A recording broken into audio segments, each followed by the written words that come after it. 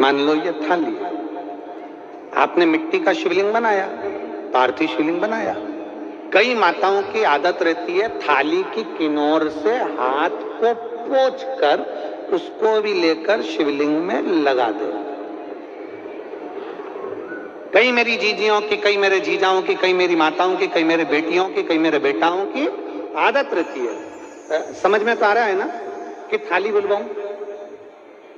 लाओ तो थाली लाओ जरा,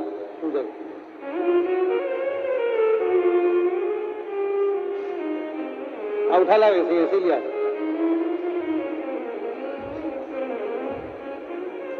अब कई मेरी जीजियों की आदत क्या होती है, पार्थिव शिवलिंग का निर्माण करेगी, मिट्टी इसमें भर लेगी, सब कुछ कर लेगी। आप मिट्टी इसमें मिलाओ, मिट्टी मिलाने के बाद में आप उसका पार्थिव लिंग का निर्माण भी कर लो, मना नहीं है। पर निर्माण करने के बाद में जब पार्थिव शिवलिंग का निर्माण कर लो, उस समय पर हाथ को इस तरह से पोंछ कर फिर शिवलिंग में उस माटी को लगाना, यह श्रेष्ठता नहीं है।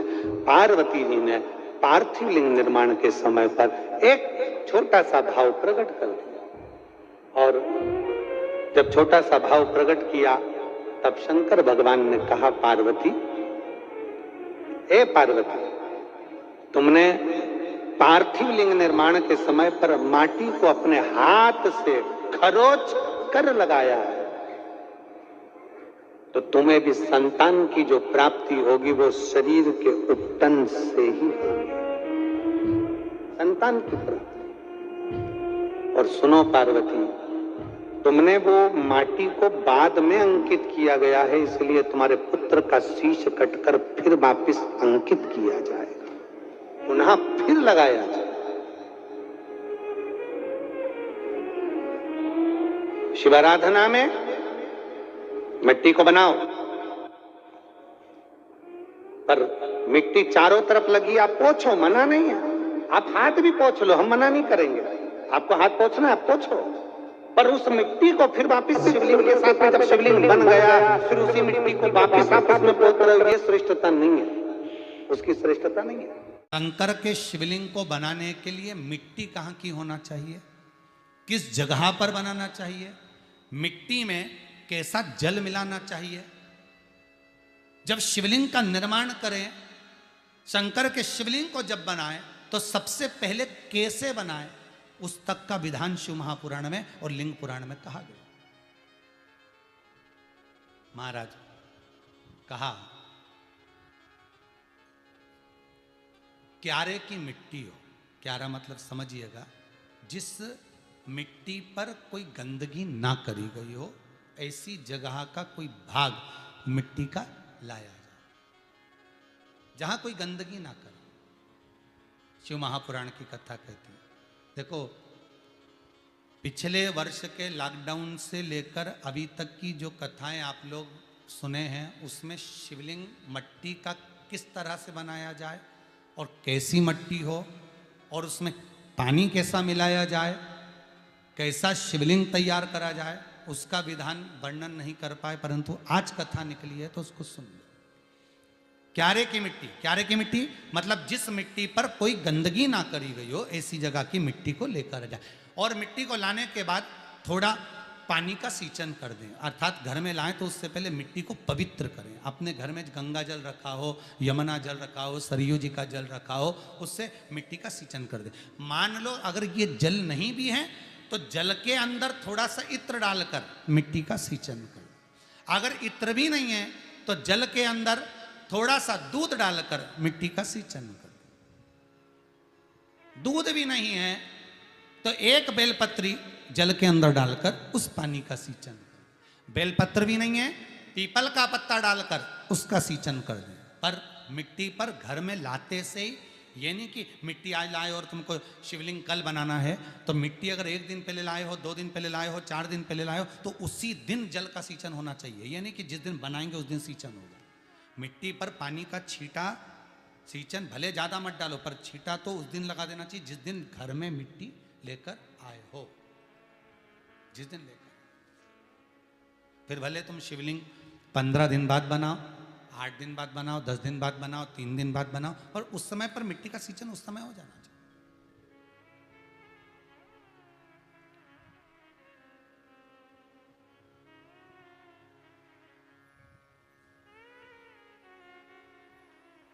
फिर कहा, जिस दिन शिवलिंग का निर्माण करो उस दिन प्रातः में अगर आप शिवलिंग बना रहे हैं तो ब्रह्म मुहूर्त में मिट्टी को गला दो।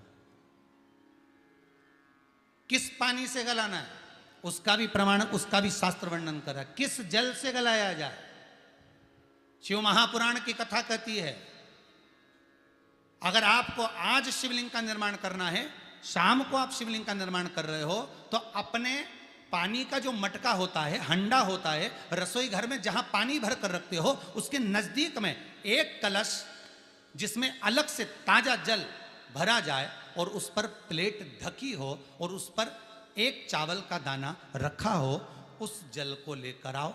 थोड़ी देर रखा रहे, आधा घंटा, 2 घंटा, 3 घंटा, 15 मिनट, 20 मिनट, पर वो पानी वहां रखा होना चाहिए। रसोई घर में अन्नपूर्णा का निवास होता है, परिंदे के पास पितरों का निवास होता है। अन्नपूर्णा, पित्र सब रसोई घर के भीतर विराजमान होते हैं। शास्त्र कहता है 33 कोटि देवता एक समय के लिए, एक क्षण के लिए हमारे रसोई घर में प्रवेश करते हैं। इसलिए रसोई घर को तुम पूरे घर को स्वच्छ रखो ना रखो, पूरे घर को तुम साफ रखो ना रखो, पर रसोई घर एकदम क्लीन होना चाहिए, साफ होना चाहिए, स्वच्छ होना चाहिए। आज के ज़माने में तो खैर गया, पर पहले जब मिट्टी के चूल्हे होते थे, जब चूल्हा बंद होता था तो उसको गीला कर कर, गोबर को या पानी में उसको गीला कर कर, एक कपड़े को गीला कर कर पूरे चौके को, रसोई घर को पोंछा जाता था। मिट्टी का होता था वो, तो भी उसको पोता लगाते थे, पोंछते थे।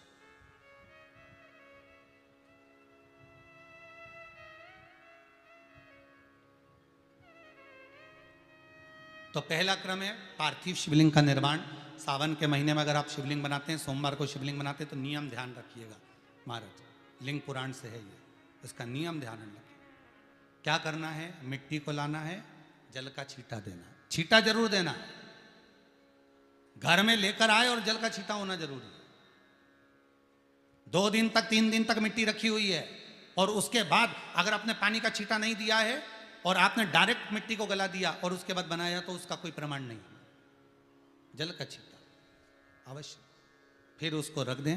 15 दिन बाद बनाओ, 4 दिन बाद बनाओ, 3 दिन बाद बनाओ, 2 दिन बाद बनाओ। शिवलिंग जब बनाओ तब उस मिट्टी को, जो कलश आपने रसोई घर में रखा है चावल का दाना रखकर प्लेट के ऊपर, अर्थात उस कलश का जल उस मिट्टी में थोड़ा सा डालिए। क्यों डाला जाता है उसका भी भाव वर्णन किया है। अब भविष्य पुराण, स्कंद पुराण और अग्नि पुराण, इन तीनों से ले लिया गया, वर्णन किया गया। जब उस कलश का जल हम डालते हैं तो उस कलश में पितरों का भाव आ जाता है, अन्नपूर्णा का भाव आ जाता है, घर में लक्ष्मी का भाव आ जाता है, संपदा का भाव आ जाता है। पूरे 24 घंटे के अंदर एक क्षण के लिए रसोई घर में 33 कोटि देवता आते हैं, तो वो देवता का सारा भाव उस कलश के अंदर आ जाता है। और वो जल जब हम उस मिट्टी में मिलाते हैं तो गंगा, यमुना, सरयू, सरस्वती, ये 33 कोटि देवता में, तो इन सब का आनंद उस जल में आ जाता है। और वो जल जब हम मिट्टी में मिलाते हैं तो मिट्टी पवित्र हो जाती है, स्वयं कैलाश अधिपति को स्वीकार करने के लायक हो जाती है, निर्मित करने के लायक हो जाती है।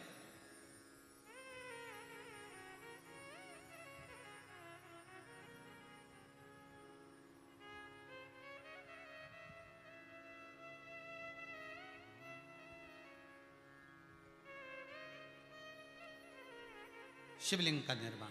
अब शिवलिंग का निर्माण कैसे करना, मिट्टी में गला दिया पानी में। सबसे पहले शिवलिंग बनाने से पहले पात्र को, पात्र जो होता है उसके नीचे एक बेलपत्र रखी जाती है। क्या रखना है, एक बेलपत्र। शंकर को झेलने के लिए कोई साधारण नहीं है पात्र जिस पे झेला जाए। स्वयं गंगा शिव की जटा में और आप शंकर के शिवलिंग का निर्माण कर रहे हो, कोई साधारण नहीं हो सकता। स्वयं आप विदेश्वर संहिता के अंतर्गत पढ़े कि ब्रह्मा और विष्णु, ब्रह्मा ऊपर जा रहे हैं, भगवान विष्णु नीचे जा रहे हैं, तो पता नहीं कर पा रहे कि यहां चरण कहां पर और शीश कहां पर है, उसको जान ही नहीं पा रहे।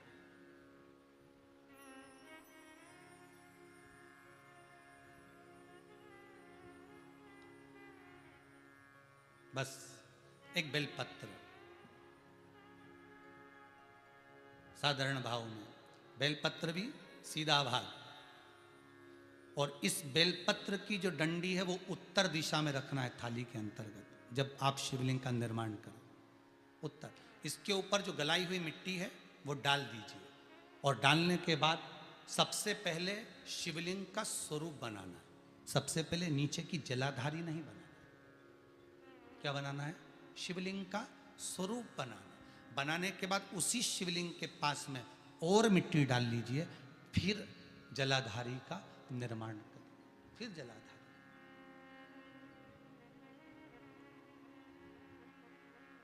शिवलिंग जलाधारी निर्मित हो गई। शंकर जी का संपूर्ण परिवार शिवलिंग में रहता है, आपको पहले भी कहा। भगवान भूत अधिपति भूतेश्वर भगवान शिव का संपूर्ण परिवार शिवलिंग में, पहले भी कथा में कहा, आज फिर आपको वर्णन कर देते हैं। जैसे ये जलाधारी है गोल, ये चरण है, ये शिवलिंग है। ये जो गोल भाग है जहां पर भगवान शंकर का शिवलिंग रखा है, ये पार्वती जी का हस्त कमल है।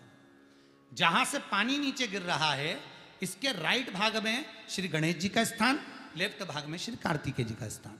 बीच में जो एक मोटी सी लाइन होती है जलाधारी में है, वो पार्वती जी के सुंदर पुत्री अशोक सुंदरी का स्थान। शंकर जी के ऊपर जो तिकोनी रखी रहती है, उसके ऊपर से जो जल बूंद बूंद नीचे गिरता है, ये जो पानी बूंद बूंद नीचे गिरता है, या आप कलश से जल चढ़ाते हो या आप श्रृंगी से जल चढ़ाते हो, तो ये जो पानी गिर रहा है, ये शंकर भगवान की 5 पुत्रियां, जया, विषहरा, शामरी बारी, दोतली और देव। ये शंकर जी की 5 बेटियां, 5 पुत्री। कार्तिकेय भी है, गणेश भी हैं, अशोक सुंदरी भी है, शंकर जी की 5 बेटियां भी हैं, शंकर भी है और पार्वती भी। अर्थात शिव जी के परिवार में आपको गणेश जी की पूजन अलग करने जाने की जरूरत नहीं पड़ेगी, शंकर के परिवार में पार्वती जी की पूजन अलग करने जाने की जरूरत नहीं पड़ेगी, कार्तिकेय की पूजन अलग जाकर करने की जरूरत नहीं है। शंकर का परिवार शंकर के शिवलिंग के साथ में उस जलाधारी में संपूर्ण परिवार शंकर का विराजमान है, संपूर्ण परिवार, कुछ भी नहीं, संपूर्ण और पूरा परिवार है महाराज। फिर वही बात आई, ध्यान दीजिएगा, जिस व्यक्ति को नींद ना आवे, रात्रि को सोते समय टेबलेट खाने की जरूरत नहीं, शंकर भगवान की 5 पुत्रियों का नाम लीजिए। जया, हाथ में जल लो, पलंग पर बैठो, जल हाथ में लिया, जया आचमन कर लो। विषहरा आचमन कर लो, शामली बारी आचमन कर लो, दौतली आचमन कर लो और देव आचमन कर लो। ये शंकर की जो 5 पुत्रियां हैं, ये ऐसी पुत्रियां हैं जो निंद्रा देवी को लेकर आती हैं और हमें विश्राम का आनंद सुख प्रदान करती हैं, हमारे नयनों पर विराजमान रहती।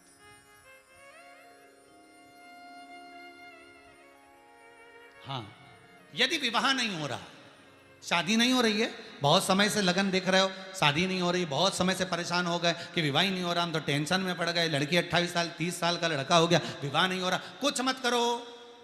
अष्टमी तिथि आए तो अशोक सुंदरी वाली जो जगह है, वहां पर हल्दी की 7 बिंदियां लगा दो, लड़का लड़की का हाथ उस बिंदी पर रखवा दो, उसका नाम गोत्र बोलो, उसी हल्दी में उसके हाथ पीले करवा दो और पीपल के पेड़ पर उस हाथ के 5 छापे पड़वा दो। 3 महीने में विवाह पक्का हो जाता है महाराज।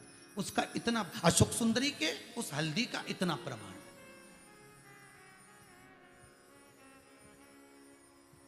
3 माह के अंतर्गत विवाह नक्की होगा। इतना इतना प्रमाण है महाराज। भगवान शिव की आराधना का कोई साधारण फल है महाराज।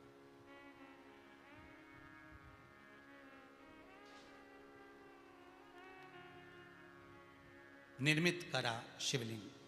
एक बार सब जितने भी टीवी पर बैठे हैं, सम्मुख में कथा सुन रहे हैं,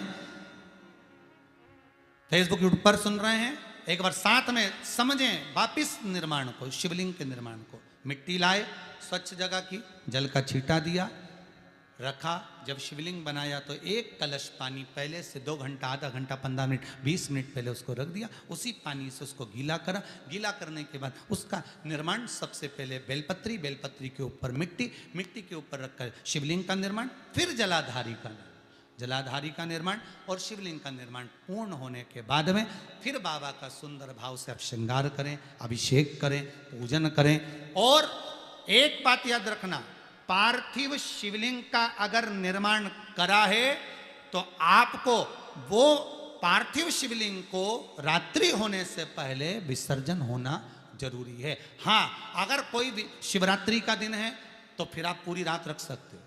हरतालिका तीज का दिन है, पूरी रात रख सकते हो। बड़ी तीज है, छोटी तीज है, आप शिवलिंग बनाए हो तो आप पूरी रात रख सकते हो। विशेष कोई उत्सव है, श्रावण का महीना है, पूरी रात रख सकते हो। पर बाकी के समय अगर आप शिवलिंग का निर्माण करें तो उसको सूर्यास्त होने के पहले आप उसको नदी में, जल में, जलाशय में विसर्जन करें।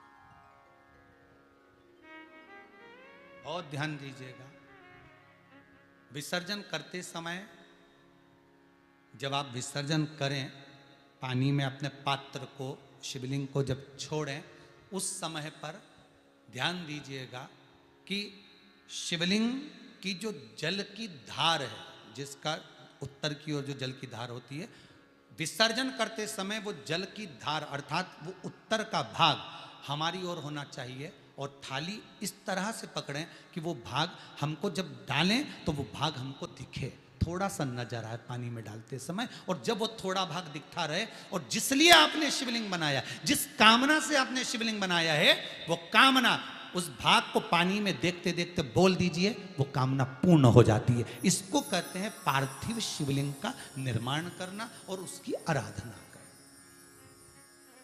उसकी आराधना कई लोग करते हैं, बना भी लेते हैं, पूजन भी करते हैं, और कई बार कहते हैं हमारा काम नहीं, तो उसमें भगवान का दोष नहीं है, दोष अपना देखो। आप आए नहीं, सुबह हो गई, मेरी पूजा की थाली धरी की धरी रहे। क्यों नहीं आए, किस लिए नहीं, वो हमें देखना। दूर जाते हो, उसी तरह नौकरी ऐसी हो जहां जाने का मन करे आपका।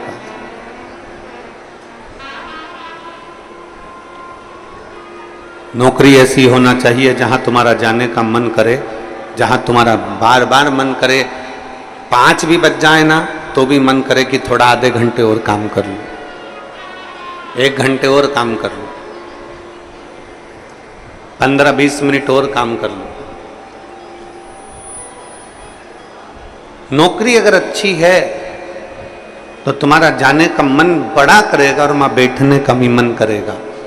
तो शास्त्र कहता है कि नौकरी ऐसी हो जहां तुम्हारा जाने का मन करे, और घर ऐसा हो जहां पर सब प्रेम से रहते हो, तो नौकरी से और दुकान से घर आने का मन करे, तो समझ लो कि तुम्हारा घर श्रेष्ठ है। तो समझिए कि उसमें तुम्हारी श्रेष्ठता है।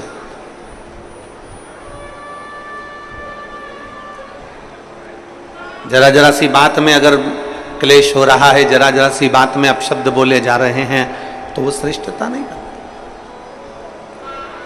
लोरमी वालों ने भी बहुत व्यवस्था कर रखी थी, परंतु कीचड़ इतना है, मिट्टी काली है, पानी पड़ा हुआ है, इसलिए प्रशासन भी उस चीज़ को हाँ नहीं भर पाया, क्योंकि उनको दिखता है कि इतना लाखों में। अब आप देखिए कि 3 पंडाल बड़े बड़े डूम भरे पड़े हुए हैं, उधर भी बाहर भक्त हैं, उधर भी बाहर भक्त हैं, और इधर देखोगे तो चारों तरफ बाहर पूरे के पूरे भक्त भरे पड़े हुए हैं।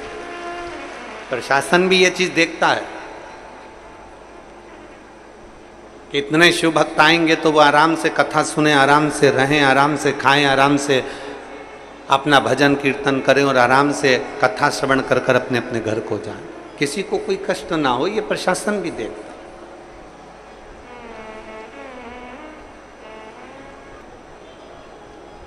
21,600 श्वास में से 21,600 श्वास जो चल रही है, उसमें से जितनी श्वास हम परमात्मा को दे सकते हैं उतना दीजिए। हम जितना भजन कर सकते हैं उतना भजन करें, हम जितना स्मरण कर सकते हैं उतना स्मरण करें। और तेरी कृपा बिना न हिले एक भी अणु, लेते हैं श्वास तेरी कृपा से तनो तनो। हे गंगाधार मुक्ति द्वार ओंकार तू, बोले ओंकार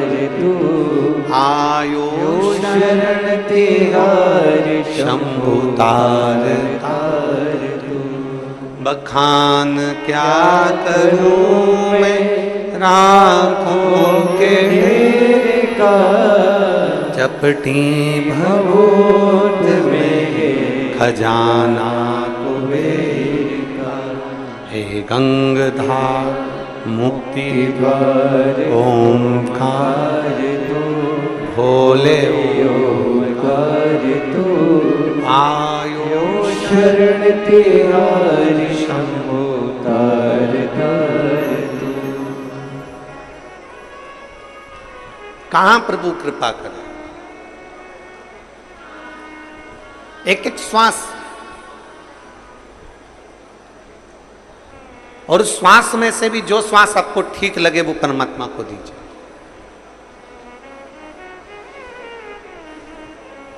फिर निवेदन है,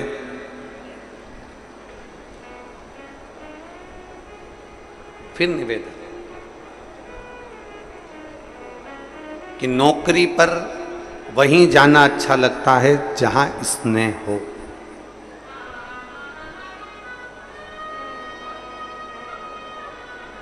नौकरी ऐसी हो जहां जाने का मन करे, और घर ऐसा हो, जम के बोलो, जहां आने का मन करे। घर ऐसा कब हो सकता है? चप्पल कौन कौन पहनता है? जूता कौन कौन पहनता है? अरे हाथ तो उठाओ, चप्पल जूते तो पहनते होगे, ठीक है। कोई 7 नंबर की, कोई 8 नंबर की, कोई 6 नंबर की, कोई 9 नंबर की, कोई 10 नंबर की, कोई 11 नंबर की, कोई 12 नंबर की चप्पल पहनते हैं, जूता पहनते हैं। आप में से कोई ऐसा है जो एक पांव में 6 नंबर की चप्पल पहनता और दूसरे पांव में 9 नंबर की पहनता? कोई नहीं पहनता। चप्पल का नंबर 1 होना चाहिए। ये 5 नंबर की है तो ये भी, बोलो बोलो जम के बोलो, 5। ये 6 की है तो ये भी 6 की। ये 8 की है तो ये भी 8 की। पर कई घर ऐसे हैं जिन घर में पति और पत्नी को भी एक ही नंबर में रहना चाहिए, पर इनका नंबर गड़बड़ हो रहा है।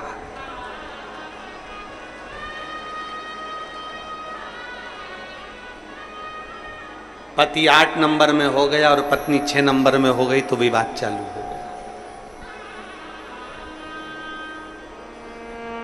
पत्नी 10 नंबर में हो गई और पति 7 नंबर में हो गया तो विवाद चालू। कितने चतुर हो आप सब। जितने श्रोता भाई बहन आस्था चैनल पर कथा सुन रहे हैं, फेसबुक यूट्यूब पर कथा सुन रहे हैं, जरा विचार करिएगा कि कितनी विद्वत्ता है आप में। आप दोनों पांव में चप्पल बराबर की पहनते हो, 6 number 6 number, 7 number 7 number, 8 number 8 number, 9 number 9 number बराबर की पहनते हो। एक ही नंबर की चप्पल दोनों पांव में पहनते हो और घर पर जाते हो तो विचार करते हो कि पत्नी से झगड़ा हो रहा है, पति से झगड़ा हो रहा है, बच्चों से झगड़ा हो रहा है, रिश्तों में झगड़ा हो रहा है, नातों में झगड़ा हो रहा है। नहीं, शिव महापुराण की कथा कहती है अपने घर के प्रत्येक व्यक्ति का आपस में तालमेल मिलना चाहिए, नंबर 1 ही होना चाहिए, सबका सामंजस्य मिलकर चलना चाहिए। हाँ,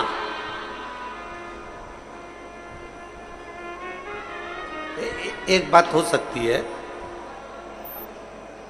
कभी कभी तालमेल नहीं मिल पाता तो फिर आखिरी में छोड़ना पड़ता। तालमेल नहीं मिल पाता तो फिर छूटता। कोई कोई चप्पल जूता ऐसा होता है कि वो काटे जाए काटे जाए काटे जाए, पांव में छाला आ जाए, पांव में तकलीफ आ जाए, काटे जाए काटे जाए काटे जाए तो फिर छोड़ना पड़ता, फिर उसको नहीं रखना। ये तो मुझे बार बार काट रहा है, मुझे बार बार परेशान कर रही है, बार बार परेशान कर रही है, तो फिर काट छोड़ से रिश्ता नहीं।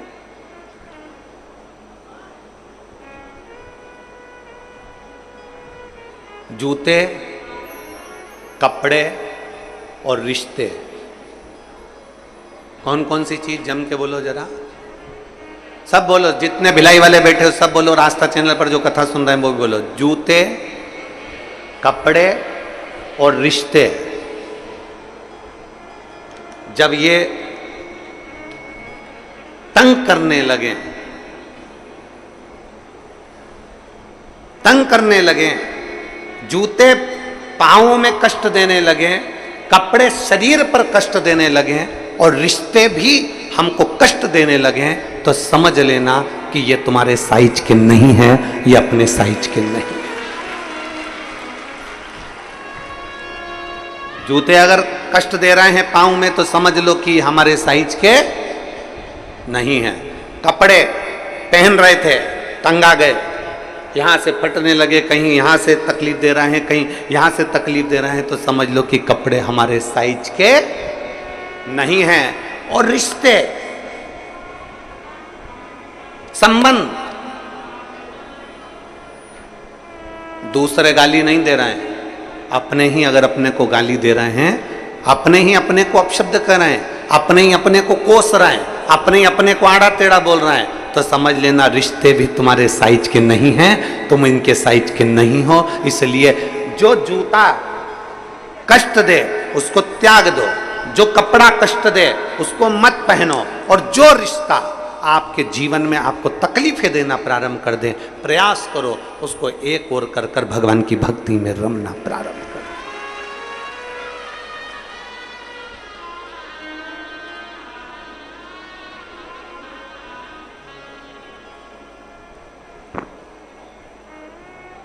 कमाई किसने करी?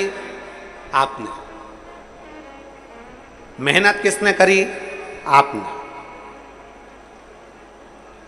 मेहनत आपने करी है, कमाई आपने करी है, परिश्रम आपने करा है, दिन रात पसीना आपने बहाया, दिन रात मेहनत में आप लगे रहे, दिन रात मेहनत में आप लगे रहे, दिन रात तुमने एक कर दिया। दुनिया के लोगों को भले लगा कि पैसा कमाना सरल है, पर आपने पूरी जिंदगी कमाया तो आपको मालूम है कि कितनी मेहनत करी है।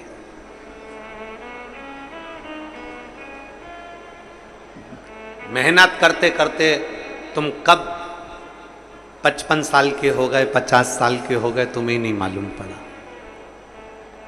तुम कब 48 के हो गए, कब तुम 45 के हो गए, तुमको नहीं मालूम पड़ा। मेहनत तुमने करी, कमाया तुमने, नाम तुमने, शोहरत तुमने, बंगला तुमने, फ्लैट तुमने, कोठी तुमने, जमीन तुमने, दुकान तुमने, प्रॉपर्टी तुमने, फैक्ट्री तुमने बनाई, और मालूम पड़े इतना करने के बाद भी अगर तुम्हारा बेटा तुम्हारे मुख पर आकर तुमसे तेज आवाज में बात कर ले तो समझ लेना कि यह कोठी और बंगला सब शून्य है। इतनी मेहनत किसके लिए करी थी? अपने बच्चों के लिए। इतना किसके लिए बनाया था? अपने बच्चों के लिए। और आज अपना ही पुत्र, अपना ही बेटा, अपनी बेटी चिल्लाकर बात करे अपने से। जिस ऑफिस में बैठते हो, जिस दुकान पर बैठते हो, वहां नौकर तुम्हारे हा हजूरी करता है, सर बोलिए, सर बोलिए, सर बोलिए, सेठ जी बोलिए। फैक्ट्री में बोल रहा है, सेठ जी बोलिए। नौकर सलूट ठोक रहा है, बार बार तुमको विनती कर रहा है, सर, सेठ जी। दुकान पर नौकर कहता है सेठ जी, सेठ जी, सेठ जी। दुनिया के लोग, मोहल्ले वाले कहते हैं सेठ जी, सेठ जी। और पूरी ऑफिस के लोग सर सर कर कर पुकारते हैं। और वही पिता जो अपने बच्चों के लिए कमाता है और घर पहुंचता है, और बेटा जब चिल्लाकर बोलता है, बेटी जब चिल्लाकर बोलती है, पत्नी या परिवार के व्यक्ति जब चिल्लाकर बोलते हैं, तब वो व्यक्ति अंदर से टूट जाता है कि मैंने इनके लिए करा और आज सब सुनना मुझे पड़ रहा है। भीतर से टूटता है, भीतर से।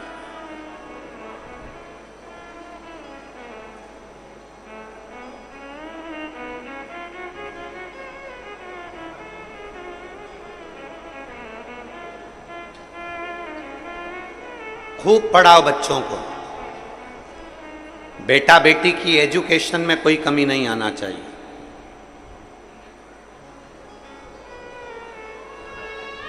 बच्चों की पढ़ाई में कोई कमी नहीं आना चाहिए। अपने बच्चों को, अपने बेटा बेटी को खूब पढ़ाओ, खूब एजुकेशन दीजिए, अच्छी ट्यूशन दीजिए, अच्छा पढ़ाइए,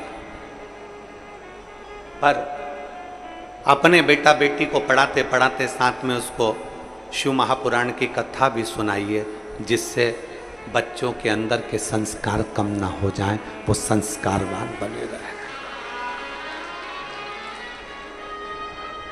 पढ़ाओ इतना, तुम्हारी सामर्थ्यता से ज्यादा पढ़ाओ। बच्चा अगर पढ़ना चाहता है तो उसको खूब पढ़ाओ, जितना पढ़ा सकते हो पढ़ाओ।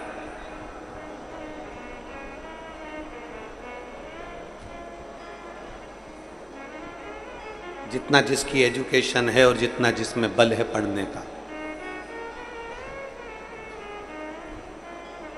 जितना जिसमें बल है।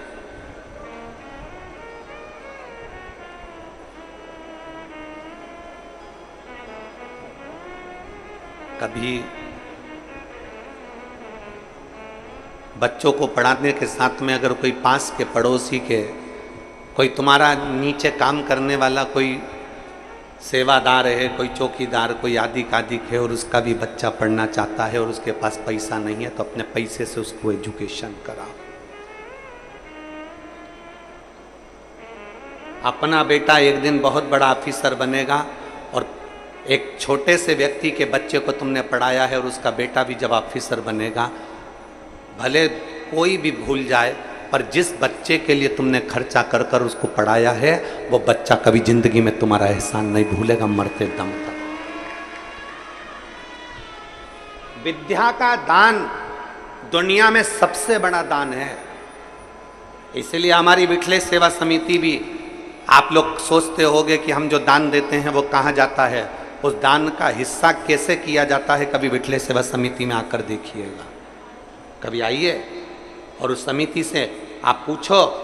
हमारे यहाँ एक रजिस्टर चलता है जिसमें जो बच्चे गरीब साधारण, जिनको बहुत पढ़ना है और उनकी ललकता है कि मैं बहुत कुछ कर सकता हूँ पर मेरे पास में धन नहीं है, बेटियाँ बेटे छोटे छोटे जिनके माँ बाप सब्जी का ठेला लगा रहे हैं, कहीं बर्तन मांज रहे हैं और वो बच्चे पढ़ना चाहते हैं, तो समिति उनका स्कूल का फीस जमा कर कर उनकी एजुकेशन कराने के लिए तत्पर रहती है।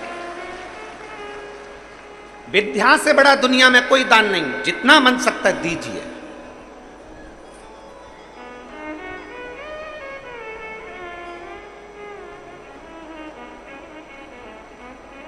विद्या से बड़ा दान नहीं, दो कर सकते हो तो कर दो, पढ़ा लो, अपने बच्चों को भी अच्छी एजुकेशन दीजिए। और कोई चाहता है कि अंकल मुझे पढ़ना है, अंकल मुझे पढ़ना है,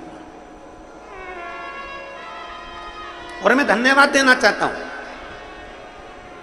मैं साधुवाद देना चाहता हूं। कई छत्तीसगढ़ के भी, मध्य प्रदेश के भी, हरियाणा के भी, राजस्थान के भी, गुजरात के भी, पंजाब के भी और झारखंड के भी, जहां जहां लोग हमसे जुड़े हुए हैं, महाराष्ट्र के भी, जहां से लोग हमारे पास में जुड़े हुए हैं। जब कोरोना महामारी आई, उस कोरोना महामारी में कई बच्चों के पिताजी कम उम्र में 45-48 साल की उम्र में मर गए। बेटियां पढ़ना चाहती थी, बेटे पढ़ना चाहते थे, स्कूल में पढ़ रहे थे, नहीं है। मां विधवा बेधव्य। और अगर ये कथा सुन रहे हैं वो सारे, उनको धन्यवाद देना चाहूंगा, चाहे महाराष्ट्र के हो, चाहे छत्तीसगढ़ के हो, चाहे राजस्थान के हो, चाहे मध्य प्रदेश के हो, चाहे पंजाब के हो, चाहे हरियाणा के हो, चाहे झारखंड के हो, उनको धन्यवाद देना चाहता हूं कि जब कोरोना महामारी में जब पिता चले गया, पिता जाने के बाद माँ अकेली पड़ गई और घर में 3-3, 4-4 बच्चे, उनकी एजुकेशन क्या। नवयुवक, उसकी पत्नी जो कि पति 45 साल में, 40 साल में, 38 साल में चले गए और बच्चे छोटे, और माँ के पास में कोई काम नहीं, क्या करे वो। कोई माँ तो अनपढ़, बिल्कुल पढ़ी लिखी नहीं, बर्तन मांज रही दूसरे के घर में। और उस समय पर जब सीहोर सूचना पहुंची विठलेश सेवा समिति को, और समिति ने यजमानों को फ़ोन करना प्रारंभ करा, कहीं गुजरात, कहीं राजस्थान, कहीं छत्तीसगढ़ के साथ 2 बच्चे हैं, उसका खर्चा आप उठाओगे, आप पढ़ाओगे। मैं उनको धन्यवाद देता हूं कि आज तक भी वो यजमान उन बच्चों को, 2 बच्चे, 1 बच्चों को आज तक पढ़ा रहे हैं और कोई सूचना नहीं। समिति के पास में, फिर कोई बात नहीं, हम पढ़ा रहे हैं उस बच्चे को। जब उसके चेहरे से, जब वो बच्चे कुबेरेश्वर धाम पर आते हैं और मिलते हैं, जब उनके चेहरे से पूछो बेटा पढ़ाई कैसी चल रही है, गुरुजी बहुत बढ़िया, अंकल खर्चा, वो तो कभी हमारे सामने नहीं आते, वो तो बस स्कूल में फीस पहुंचा देते हैं और हमारी ट्यूशन की फीस पहुंचा देते हैं और पढ़ा देते हैं गुरुजी। वो एहसान उस बच्चे की जिंदगी में, छोटे से बच्चे की जिंदगी में, बुद्धि में बैठ गया कि मेरा पिता नहीं था तब इसने मुझे पढ़ाया। जब वो IAS ऑफिसर बनकर बैठे, जब वो पद पर ऊंचे ऊंचे अहदे पर जब वो बेटा बेटी बैठे हैं, तो खुशी होगी हमको भी और खुशी होगी पूरे क्षेत्र को भी कि वो बच्चा कामयाब हो गया। विद्या से बड़ा कोई दान नहीं है। पढ़ाओ, अपने बेटे को भी पढ़ाओ, अपनी बेटी को भी पढ़ाओ, अपने रिश्तेदारों को पढ़ाओ। मेरा फिर निवेदन है, जैसे उस कल बच्चे ने हिम्मत कर कर कहा कि मैं 10वीं में पास हो गया, मेरा मन नहीं था पढ़ने का क्योंकि मैं फेल हो रहा था, मैं नहीं पढ़ना चाहता था, पर आपकी कथा से मुझे ये बल मिला कि एक प्रयास और करो और फिर पढ़ो। और उस बच्चे ने मेहनत कर कर 10वीं पास करी, तो वो बच्चा बोल कर जाता है कि मैं 12वीं भी आपके कहने पर पास करूंगा। ये बच्चा आज भले दुनिया के लोग हंसते हो कि 10वीं के रिजल्ट के लिए पत्र लिख दिया, 10वीं के रिजल्ट के लिए। मैं तो बच्चों को धन्यवाद दूंगा जब 8वीं का बच्चा भी मेरे पास में पत्र भेजेगा कि हम पढ़ रहे हैं, हम होशियार हो रहे हैं, हम आगे बढ़ रहे हैं। केवल 10th क्लास से ही मतलब नहीं, 8th क्लास का बच्चा भी जब भेजेगा ना लिख के कि हम मेहनत कर रहे हैं, हम आगे बढ़ रहे हैं। तुम्हारी एजुकेशन से कोई खुश हो चाहे नहीं हो, पर सियोर वाला महाराज तुम्हारी एजुकेशन से सबसे ज्यादा खुश होगा। विद्या से बड़ा कोई दान नहीं, विद्या से बड़ा कोई दान। पढ़ो,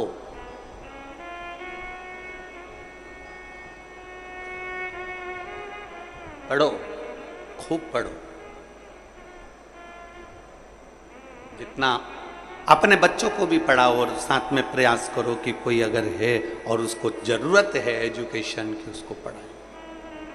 दान।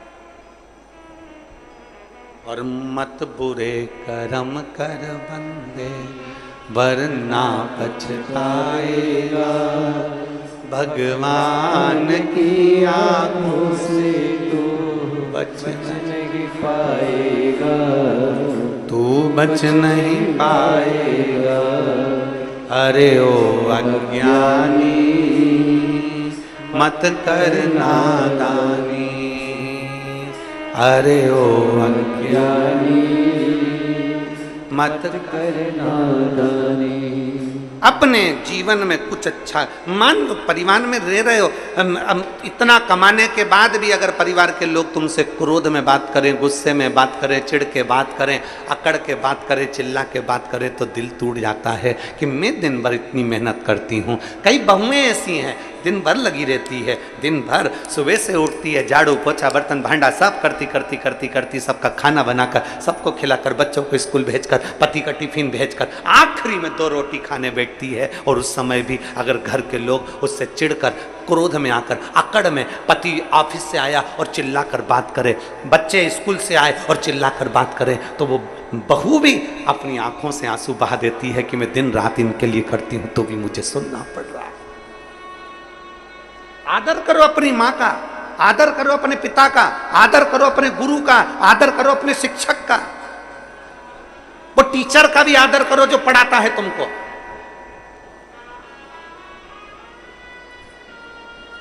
वो शिक्षक का आदर करिए जो शिक्षक तुमको एजुकेशन के लिए तत्पर करता है, पढ़ाता है। अपने बच्चे को छोड़कर एक महिला शिक्षक, चाहे वो महिला पुलिस हो, चाहे सरकारी नौकरी करने वाली महिला कोई हो, चाहे वो महिला शिक्षक हो, अपने बच्चे को घर छोड़कर आती है। और अपने बच्चे पर कम ध्यान देकर स्कूल के बच्चे पर अगर वो अच्छे से ध्यान दे रही है, तो ये जान लेना कि तू एक बच्चे को छोड़कर 1000 बच्चे ऐसे तैयार कर रही है जो आने वाले समय में कहीं ना कहीं उच्च पद पर विराजमान हो। ना ध्यान दिया।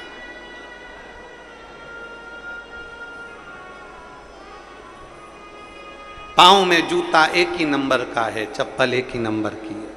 निवेदन है, जूता, कपड़ा और रिश्ते जब कष्ट देने लगे ये तीनों, तो समझ लेना कि ये हमारी साइज के नहीं है। कोई तुमको दिन रात कष्ट दे रहा है। भगवान कृष्ण की कथा आती है, उनके बुआ का लड़का शिशुपाल अपशब्द कह रहा है। सग्गी बुआ का लड़का था भगवान कृष्ण की, सग्गी बुआ का बेटा था भगवान कृष्ण की, और गाली पर गाली दे रहा था। तो भगवान कृष्ण समझ गए थे कि जूता कपड़े और रिश्ते जब कष्ट देने लगे तो समझ लो कि ये मेरे साइज के नहीं है, ये मेरी साइज के नहीं है, ये मेरी बुआ का लड़का होकर मुझे गाली देता है, ये मेरी बुआ का लड़का होकर अपशब्द कह रहा है, मेरे साइज का नहीं है, हमारी बराबरी का नहीं है। कोई ऊंचे ऊंचे पद पर बैठकर भी अगर आपको गाली दे, अपशब्द दे, बद्दुआ दे तो समझ लो ये तुम्हारी साइज का नहीं है। बड़े ऊंचे ऊंचे पद पर बैठ गए और मालूम पड़े तुमको गाली दे रहे हैं, तुमको अपशब्द कर रहे हैं, तुमको बद्दुआ दे रहे हैं, तुमको आड़ा टेढ़ा कर रहे हैं, समझ लेना ये तुम्हारी साइज का नहीं है, ये तुम्हारी साइज का नहीं है।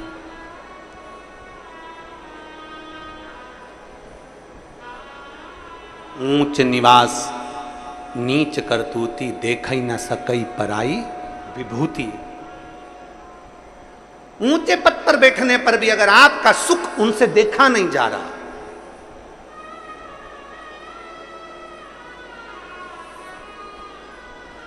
समझ लीजिए कि आपके साइज के नहीं है। आप अपनी भक्ति में लीन रहो, आप अपने भजन में लीन रहो। साल भर में एक बार सावन के महीने में ऑनलाइन शंकर का अभिषेक होता है। कितनी बार? जम के बोलो जरा। एक बार। और अब की बार तो 72 वर्ष के बाद ऐसा सावन आया है जिस सावन को सोमवार से चालू होकर सोमवार को विराम हो रहा है, और शिवरात्रि 2 अगस्त की पड़ रही है, और रात्रि के पहले पहर शाम के 7 बजे, मतलब पहले पहर की पूजन आप और हम, पूरी दुनिया के लोग, पूरे विश्व के लोग करेंगे। शाम को 7 बजे आपको कुछ मिले चाहे ना मिले, शिवलिंग मिट्टी का जरूर बनाओ, और साथ में बैठकर 7 बजे से 8 बजे तक आस्था चैनल चालू करो, मोबाइल चालू करो, टीवी चालू करो और भगवान शिव की आराधना करो। चलते चलते मान लो बीच में कहीं लाइट चली गई, नेटवर्क नहीं मिल रहा, तो चिंता मत करना। शिव जी को 1 लोटा जल और जो सामग्री लिखाई गई है अगर दिल से श्री शिवाय नमस्तुभ्यम कहकर भी चढ़ा दोगे तो भी मेरा शंकर खाली नहीं छोड़ेगा, तुम्हारा भंडार भर गया।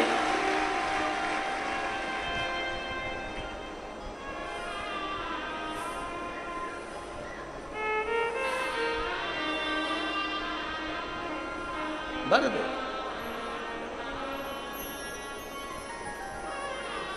उत्साह के साथ पूजन करना। तुम्हें लगना चाहिए कि 2 अगस्त को मेरा बाबा मेरे घर आ रहा है। इतनी खुशी रखो उस दिन, इतनी प्रसन्नता रखो कि मेरा बाबा मेरे घर आ रहा है।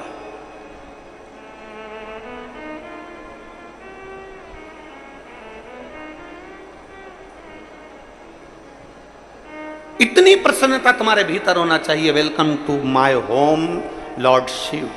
मेरे घर में आज शंकर आ रहे हैं, बड़ी प्रसन्नता का विषय, बड़ी खुशी का विषय। आज मेरे घर में मेरा शिव आ रहा, मेरा शंकर। और शाम को जब 7 बजे से 8 बजे तक पूजन हो जाए, 8 बजे शंकर के उस शिवलिंग की थाली अपने सिर पर रखकर, थाली, नगाड़ा, ढोल, मंजीरा, ताली, घंटी बजाते हुए घर के बाहर जाकर पात्र में विसर्जन कर दो। नदी तालाब बाजू में हो और ज्यादा पानी नहीं हो तो वहां कर सकते,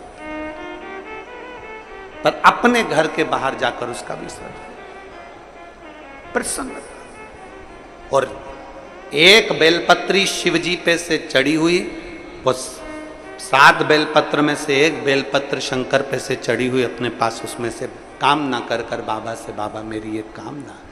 आज मैं प्रदोष काल में रात्रि के प्रथम पहर में शिवरात्रि का पूजन कर रही हूं, और कहते हैं रात्रि के पहले पहर की पूजन मां पार्वती जी ने भी करी है, मां सती ने, मां उमा ने करी है। जो जो मांगा भगवान शंकर ने रात्रि के पहली पहर की पूजन में वो दे दिया है। आपको भी मिलेगा। आप और हम ऑनलाइन पूजन को उसमें जुड़े करें। घर घर में शिवलिंग बने, घर घर में शंकर जाए, घर घर दरवाजा खोलकर मेरे बाबा का स्वागत करिए, मेरा शिव आ रहा है।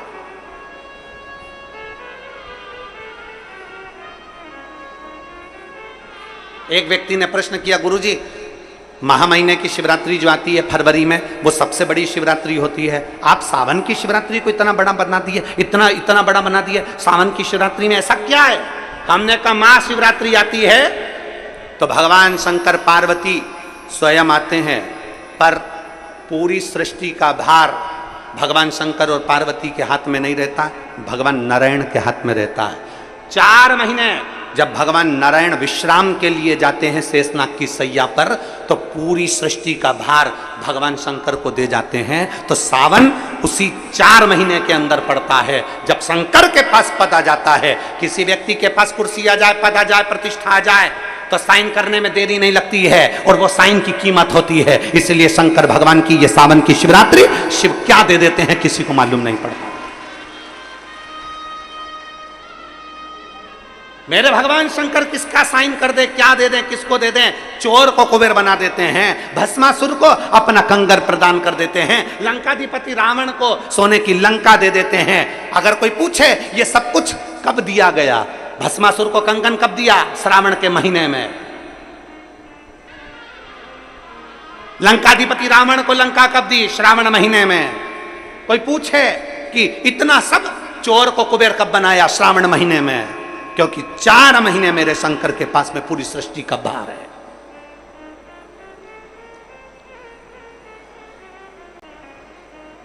जो विधायक के पद पर बैठा है, जो मंत्री के पद पर है, जो कलंतरी के पद पर बैठा है, जो कोई ऊंचे ओहदे पर बैठा है, जब तक उसकी सत्ता है, कुर्सी है, तब तक जो भैया भैया भैया, तो वो अब पद ही नहीं रहे, जब फिर उस समय पर हाँ भैया बात। इस समय तो सावन के महीने में तो तुम जैसे भजो, जैसा तुम्हारा मन पड़ जाए वैसे भजो। शाम को 7 बजे जैसे ही शंकर जी के सामने बैठो, पूजन की थाली लगाकर शिवलिंग तैयार कर बैठो, भगवान की आराधना करने के लिए बैठो, उससे भजन करते हुए खूब लाड़ प्यार से। ऐसा उमंग तुम्हारे भीतर होना चाहिए कि मेरा बाबा मेरे दुख मिटाने के लिए आज मेरे घर में प्रवेश कर रहा है। करेगा। एक पत्र है, मेरा नाम ललिता यादव है, पति का नाम ऋतुराज यादव है, मैं भिलाई 3 की निवासी हूं। मेरा मोबाइल नंबर ये है। कहीं बैठी हैं क्या? कहीं बैठी हैं? अगर कहीं बैठी हो तो हाथ हिला सकती हैं। मेरा नाम ललिता यादव है, पति का नाम ऋतुराज यादव है, पता भिलाई 3 की निवासी हूं, मेरा मोबाइल नंबर ये है। कहीं बैठे हो तो हाथ हिला सकते हैं, और हो तो बेलपत्र लेने के लिए आ सकते हैं, और अगर बच्ची साथ में आई हो तो उसको भी ला सकते हैं। मेरी बेटी का नाम लावी यादव है, उसका जन्म 28/12/2018 को हुआ।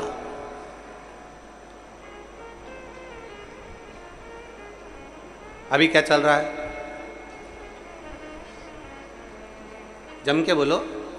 2024। जन्म कब हुआ है? 28/12/2018 को। मेरी बेटी जन्म से ही बोल नहीं पाती थी। हम लोग बहुत परेशान हो गए, डॉक्टर को दिखाया तो उन्होंने सीटी स्कैन किया। सीटी स्कैन में आया कि ये बच्ची बोल नहीं सकेगी, इसके जन्म से ही इसकी जिह्वा, इसकी तालू बेकार, ये नहीं बोलेगी। डॉक्टरों ने कह दिया इसकी आवाज नहीं आ सकती कभी भी। अब करें तो करें क्या? 18 में जन्मी, 19, 20, 21, 22, 23 ये सब निकलता चले गया। अब करे क्या? बच्चे की आवाज नहीं आई, वाणी नहीं आई। तब किसी ने कहा, पड़ोस में एक दादी रहती हैं, उन्होंने कहा टीवी पर प्रदीप मिश्रा जी कथा करते हैं और शंकर की कथा का वाचन करते हैं। हमने सुना है कि शिव कथा सुनने वाले की सब मनोकामना पूर्ण होती है। तू टीवी के सामने उस बच्ची को बिठा, कथा सुन रहा। छोटी सी बच्ची को हम टीवी के सामने बिठा देते, कथा सुनवाते, पशुपतिनाथ का व्रत करना प्रारंभ करा, शंकर पे चढ़ा हुआ जल पीना चालू करा, बच्ची को रोज मंदिर ले जाती, शिव जी का चढ़ा हुआ जल नंदी के पास बिठाती और पिलाती, और बेटी से कहती शिव का नाम ले, श्री शिवाय नमस्तुभ्यम बोल। बेटी बोल नहीं पाती, बहुत बहुत प्रयास किया, तब मेरे बाबा ने ऐसी कृपा करी गुरुदेव, नंदी के पास बैठकर श्री शिवाय नमस्तुभ्यम। लोग कहते हैं कि ये क्या दे दिया मिश्रा जी ने, पर कोई मुझसे पूछे श्री शिवाय नमस्तुभ्यम में क्या है, आज मेरी बेटी इतने सालों के बाद बोलना प्रारंभ कर दी। मैं बाबा को धन्यवाद देने के लिए, मैं बाबा को धन्यवाद देने के लिए आई हूं कि आज मेरी बेटी के मुख में वाणी आ गई, जो बोलती नहीं थी, निपट गूंगी, डॉक्टर ने कह दिया था ये नहीं बोल सकती, उसके मुख में वाणी, उसके मुख में वाणी। एक लाइन अच्छी लिखी है, आप और हम सब मिलके गुनगुनाते हैं। खाली ना जाता कोई दर से तुम्हारे, खाली ना जाता कोई दर से तुम्हारे, मैं भी खड़ी हूँ नंदी पाए पसारे, अपने हृदय से लगा लो गिरा जा रहा उठा लो भोले अपने दर से, अब तो ना टालो, गिरी जा रही हूँ उठा लो। एक पत्र और है,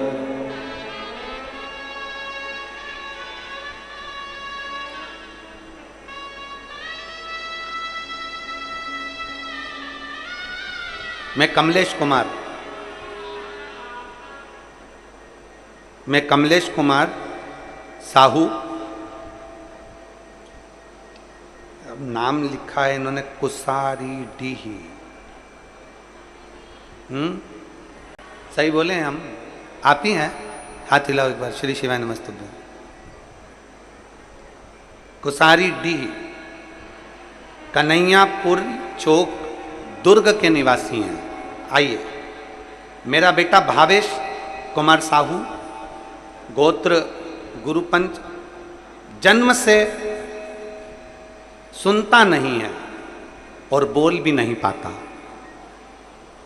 जब ना बोल पाता था ना सुन पाता था जन्म से, इसके कान भी नहीं थे, इसकी वाणी भी नहीं थी, डॉक्टर ने कह दिया था ये ना बोलेगा ना सुनेगा। गुरुदेव, बच्चा बड़ा होते चले गया पर इसकी आवाज नहीं आई, ना वाणी आई, ना कान की शक्ति आई।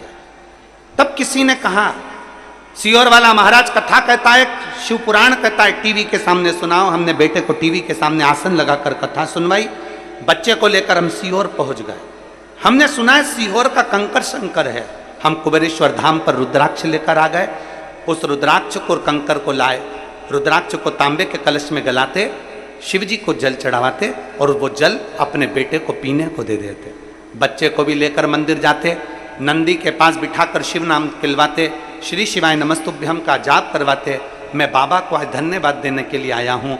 डॉक्टर ने तो सर्टिफिकेट दे दिया था कि ये बोलेगा नहीं सुनेगा नहीं, आज मेरा बच्चा बोलता भी है और सुनता भी है। मैं बाबा को धन्यवाद देने के लिए।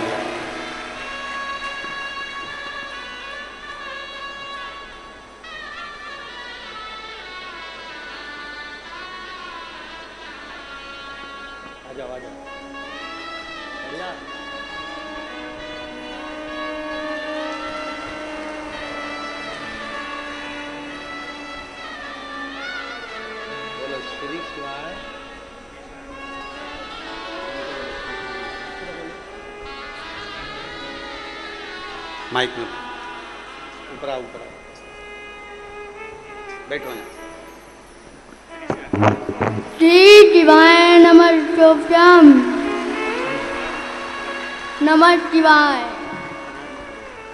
हर हर, ओम नमः शिवाय, हर हर हाय हाय महादेव।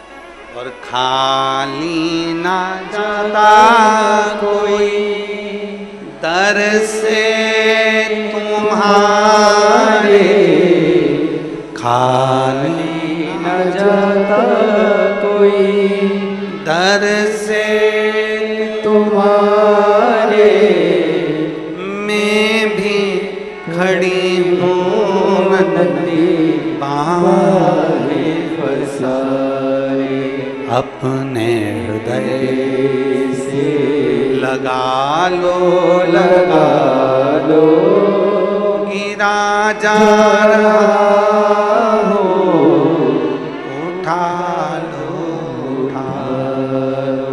भोले अपने दर से अब तो न डालो, गिरी जा रही हूँ, उठा लो।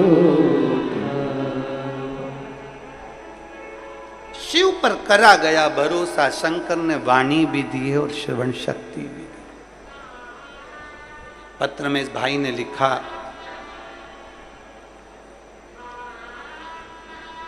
जो दुनिया में कोई नहीं कर सकता वो शिव पुराण और भोलेनाथ कर सकता है। शिव पुराण कर सकती है और भोलेनाथ कर सकता है। उसमें सबसे जरूरी है आपका विश्वास, उसमें सबसे जरूरी है आपका भरोसा, उसमें सबसे जरूरी है आपकी दृढ़ता। जिस दिन आपने, जितने आस्था चैनल के श्रोता हैं और जितने बहन भाई यूट्यूब फेसबुक पर कथा सुन रहे हैं, अगर शिवरात्रि के दिन आपने ये सोच लिया कि शंकर मेरे घर में आए हैं और मेरा दुख कटेगा, जैसे कल कहा गया था ना कि घड़ी में आप सोच लेते हो कि मुझे इतनी बजे घड़ी में अलार्म भरा और सोचा ऐसा ऐसा तो वैसा, उससे पहले उठा, तुमने सोच लिया कि मेरा दुख मेरा बाबा काटेगा, तो यह पक्का है कि दुख मेरा महादेव जरूर काटेगा। विश्वास पक्का हो गया ना, भरोसा दृढ़ हो गया।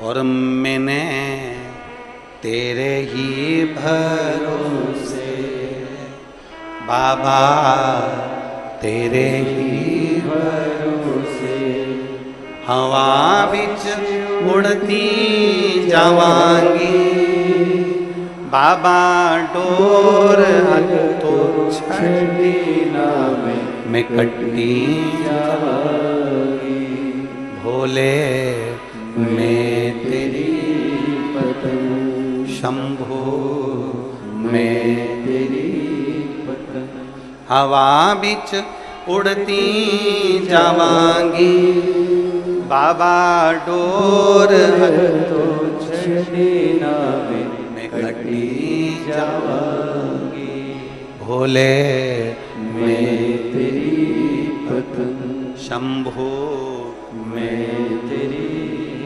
विश्वास की जागरूकता अपने भीतर करो। जिस दिन विश्वास की जागरूकता हो गई उस दिन शिव मिलेगा।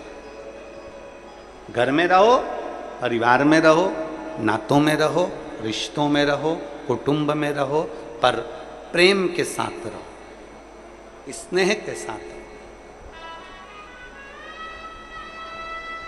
द्वेष के साथ नहीं, प्रेम के साथ। आइए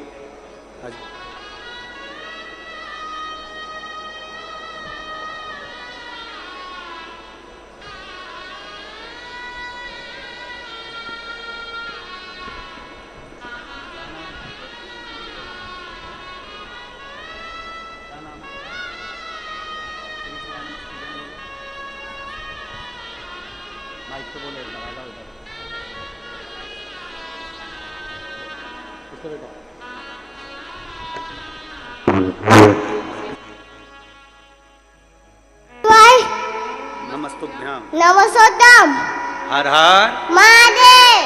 जय।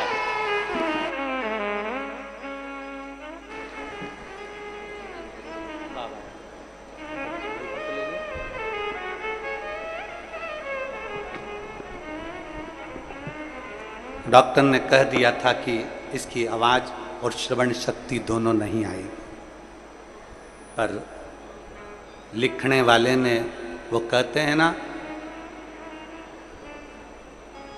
विधाता लिखता है तुम्हारा भाग्य, विधाता लिखता है तुम्हारा भाग्य, पर देव अधिदेव महादेव विधाता के लिखे हुए लेख को भी मिटा देता है। वो सामर्थ्यवान है,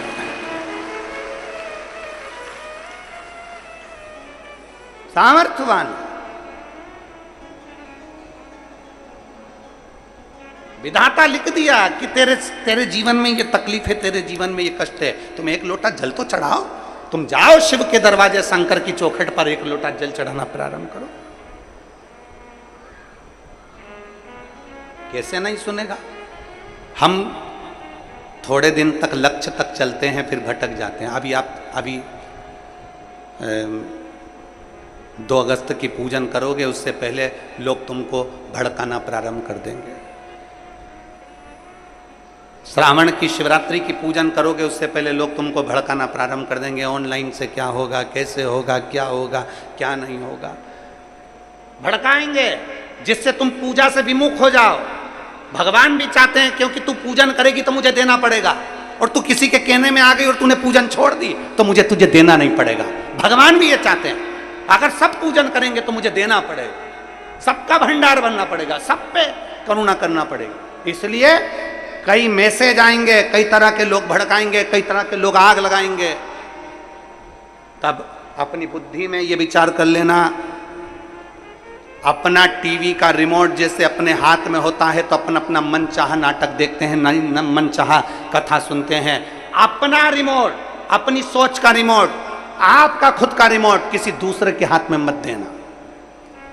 कोई कहे बैठ जाओ, बैठ गए। कोई ने आपको गाली दे दी, आप रोने बैठ गए। किसी ने अपशब्द कह दिया, आप रोने बैठ गए। किसी ने कुछ बोल दिया, आपको दुख हो गया। नहीं, अपना रिमोट अपने पास में रखिए। आग लगे बस्ती में, अपन रहो मस्ती में। कोई कुछ भी कहे, अपने को जैसा जीना है वैसे जियो, अपने को जैसा जीना है वैसा जियो, फुल एंजॉय में अलमस्त होकर जियो। ये मानव का शरीर दूसरी बार नहीं मिलना, और किसी को नहीं मालूम। कई लोग कहते हैं कि अगर ऐसा करोगे तो नरक चले जाओगे। हम उनसे पूछते हैं, तुम जाके बता कर आओ नरक है क्या? कोई कहते हैं कि स्वर्ग जाओगे, हम कहते हैं दुनिया का सबसे बड़ा स्वर्ग है अपना घर, और दुनिया का सबसे बड़ा स्वर्ग है शंकर का दर। एक लोटा जल चढ़ा, उससे बढ़कर दुनिया में कोई स्वर्ग नहीं। शिव के दरवाजे पर जाइए, एक लोटा जल चढ़ाइए, और सबसे बड़ा स्वर्ग है अपना घर। घर में आराम से रह रहे हो, 2 रोटी खा रहे हो, फुल प्रेम से आराम से सो रहे हो, भरचक नींद भी आ रही है, चकाचक मम्मी रोटी भी दे रही है, खूब प्रेम से सब मिल रहे हैं, तो इससे बढ़कर स्वर्ग कुछ नहीं हो सकता। इससे बढ़कर स्वर्ग कहाँ हो? किसने देखा? जो मर कर गए वो आज तक बताने नहीं आए कि हम स्वर्ग में है कि नरक में, और जो जिंदा है वो जाते नहीं है, तो बताएगा कौन कि नरक है कि कहाँ, कि स्वर्ग है कि कहाँ? फुल एंजॉय में जियो, अपनी खुशी। आग लगे बस्ती में, अपन रहो मस्ती में, फुल एंजॉय। जीवन का एक आनंद, अपनी प्रसन्नता होना चाहिए। किसी ने कुछ कह दिया, रोने बैठ गए। किसी ने कुछ कह दिया, मुंह उदास कर कर बैठ गए। मतलब तेरा रिमोट दूसरे के हाथ में है, इसलिए वो दबाता है और तू रोने बैठ जाता है। उसने कहा और तू मुंह उदास कर लेता है। तेरा रिमोट तू अपने पास रखना। मैं चाहे ये करूं, मैं चाहे वो करूं, मेरी मर्जी। कोई कह दे कि शिवरात्रि का पूजन मत करो और तुम नहीं करो, किसी ने मैसेज डाल दिया मत करो मत करो। अरे अपना मन होना चाहिए, मेरा मन। हम दूसरे से थोड़ी ना कर रहे हैं कि तू कर, हमारा मन।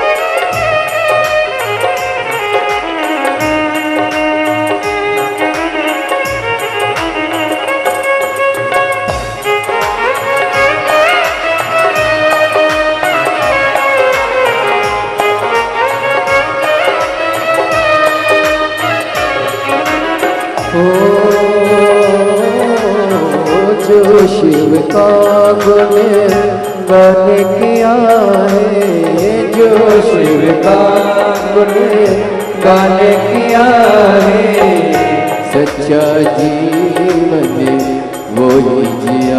और जीवन के एक लक्ष्य तक पहुंचने का प्रयास करें, एक लक्ष्य तक पहुंचने का प्रयास करें।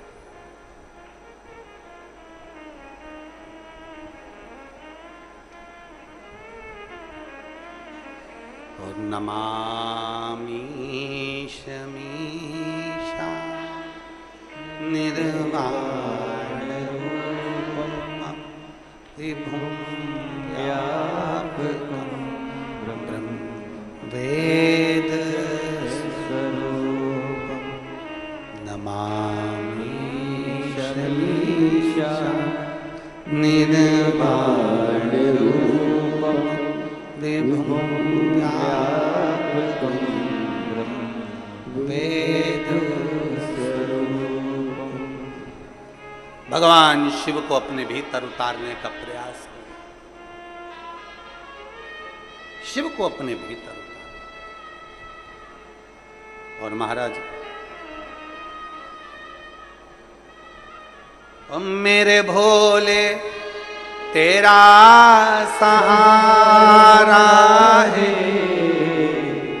मेरे भोले तेरा सहारा है, मेरी नैया का तो किनारा है, मेरी नैया का तो किनारा है।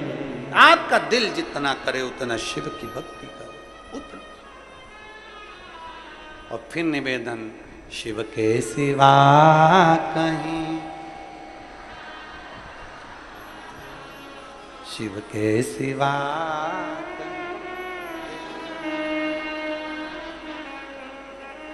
वरना पड़ेगा तुझे आंसू बहाना, वरना पड़ेगा तुझे आंसू बहाना। शिव के सिवा कहीं दिल ना लगाना, शिव के सिवा कहीं दिल ना लगाना, शिव के सिवा कहीं दिल ना लगाना, शिव के सिवा कहीं दिल ना लगाना। वरना पड़ेगा तुझे आंसू बहाना, वरना पड़ेगा तुझे आंसू बहाना। शिव के सिवा कहीं दिल ना लगाना, शिव के सिवा कहीं दिल ना लगाना। संभो।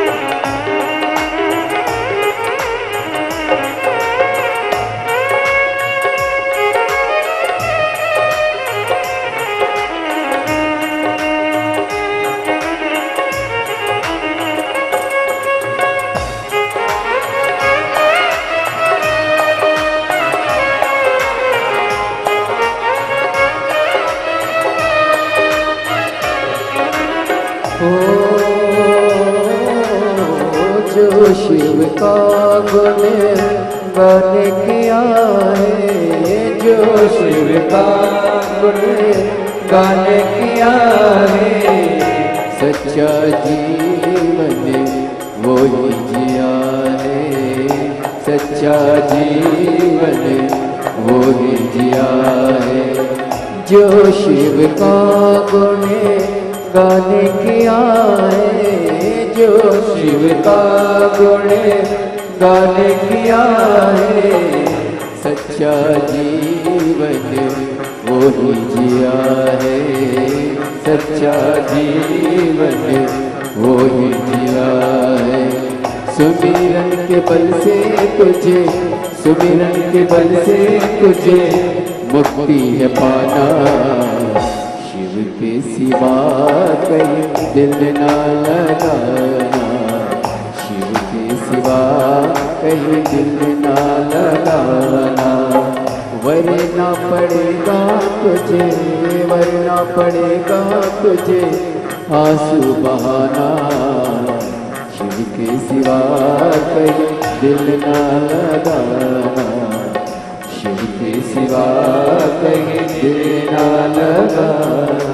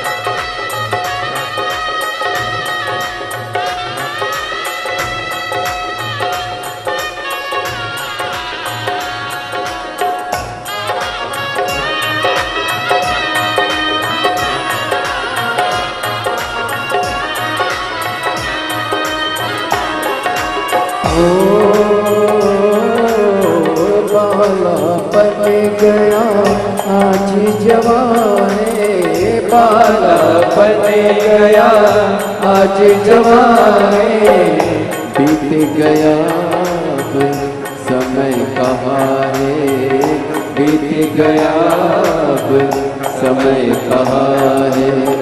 बाला बन गया आज जवाने, बाला बन गया आज जवाने, बीत गया अब समय कहाँ है, बीत गया अब समय कहाँ है। सोच समझ के, सोच समझ के वक्त गवाना, शिव के सिवा कहीं दिल ना लगाना, शिव के सिवा कहीं दिल ना लगाना। नहीं तो पड़ेगा तुझे, नहीं तो पड़ेगा तुझे आंसू बहाना, शिव के सिवा कहीं दिल ना लगाना, शिव के सिवा कहीं दिल ना लगाना।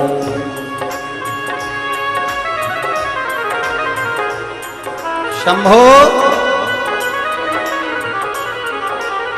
बड़े भाव से दोनों हाथों से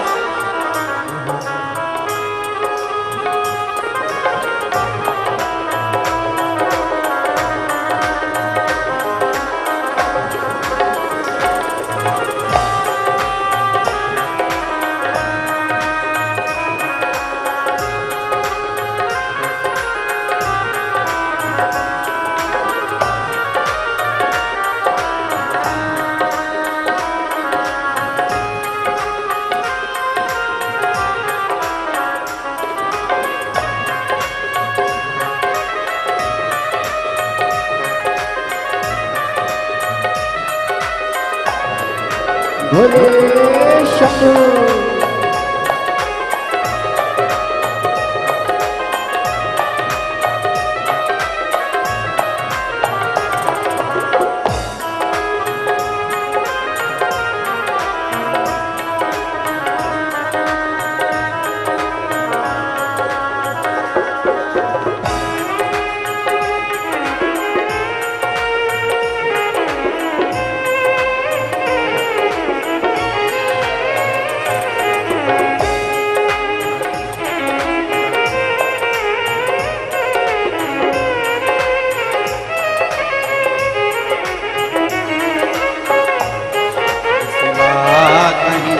ना लगाना, शिव के सिवा कहीं दिल ना लगाना, वरना पड़ेगा तुझे आंसू बहाना, वरना पड़ेगा तुझे आंसू बहाना। शिव के सिवा कहीं दिल ना लगाना, शिव के सिवा कहीं दिल ना लगाना, प्रभु के सिवा कहीं दिल ना लगाना, शिव के सिवा कहीं दिल ना लगाना। हार अपने स्थान पर बैठकर भगवान शिव जी से अपने मन की बात बड़े भावों के साथ दिल से बाबा देवाधिदेव महादेव से प्रार्थना।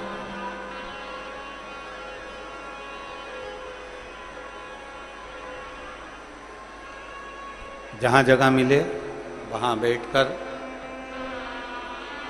भगवान शिव से बड़े भाव के साथ अपने मन की बात हृदय से करें।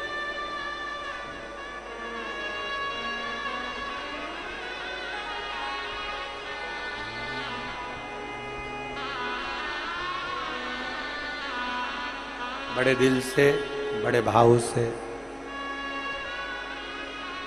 बाबा से प्रार्थना। कहते हैं कथा का विराम दिवस रहता है, बाबा जाते जाते कुछ ना कुछ देकर जरूर जाते हैं। आप दिल से पुकारिएगा, जहाँ जगह मिले वहाँ बैठकर, कीचड़ पानी हो तो खड़े होकर, जहाँ मन पड़ जाए वहाँ से बाबा को पुकारो। साथ में बोलिएगा। इसको बोलने के लिए सारा विश्व एक साथ मिलकर बोलता है और बाबा मन की मुराद पूर्ण करते हैं।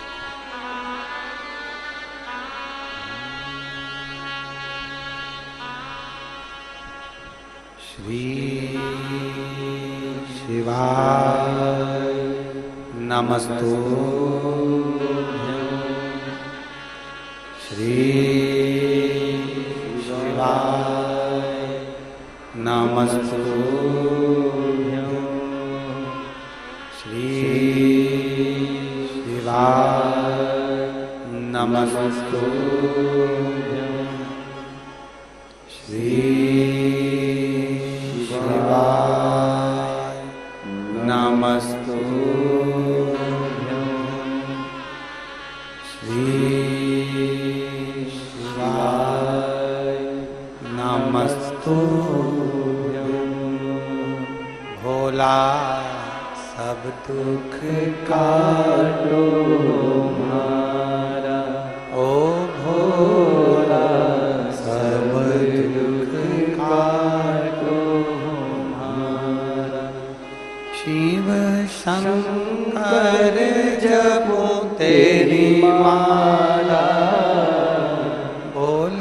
बाबा जपूं तेरी माला, भोला सब दुख काटो हमारा, ओ भोला सब दुख काटो हमारा।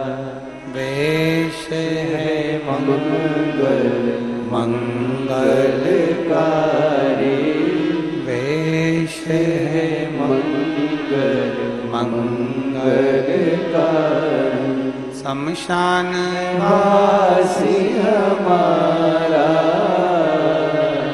शमशान वासी हमारा, ओ भोला सब दुख काटो हमारा, ओ भोला सब दुख काटो हमारा। भगवान देवादिदेव महादेव, भगवान शिव त्रिकालदर्शी, कैलाशी, अविनाशी, दुनिया का पालनहार, करुणा करने वाले शिव,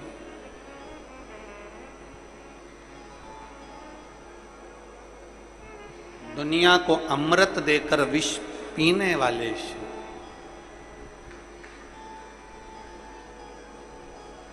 रतन, माणिक, मोती, सोना, चांदी, अंबर, पीतांबर, ऐरावत, अप्सरा, लक्ष्मी, सब निकला है समुद्र मंथन, सब कुछ।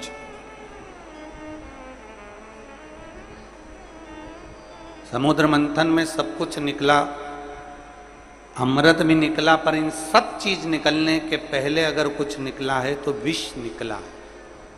गौ माता पहले, फिर उसके बाद विष। सब कुछ निकला पर पहले विष निकला।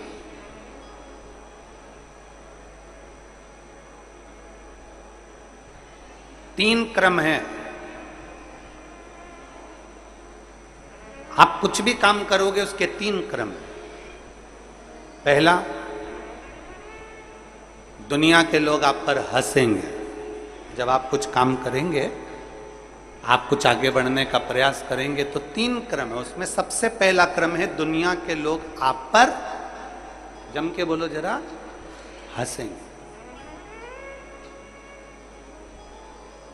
फिर आप जब आगे बढ़ने लगेंगे, उन्नति की ओर चढ़ने लगेंगे, तब दुनिया के लोग आप पर ताने कसे। तीन क्रम है। पहले दुनिया के लोग आप पर हंसेंगे, ताने कसेंगे, आपका विरोध करेंगे, आपको अपशब्द कहेंगे, और फिर तीसरे नंबर पर है जब आप बहुत उन्नति की सीढ़ी पर चढ़ जाओगे, फिर दुनिया के लोग आपका हाथ जोड़कर नमन भी करेंगे। निश्चित। पहले हंसेंगे। एक बेटी ने लिखा,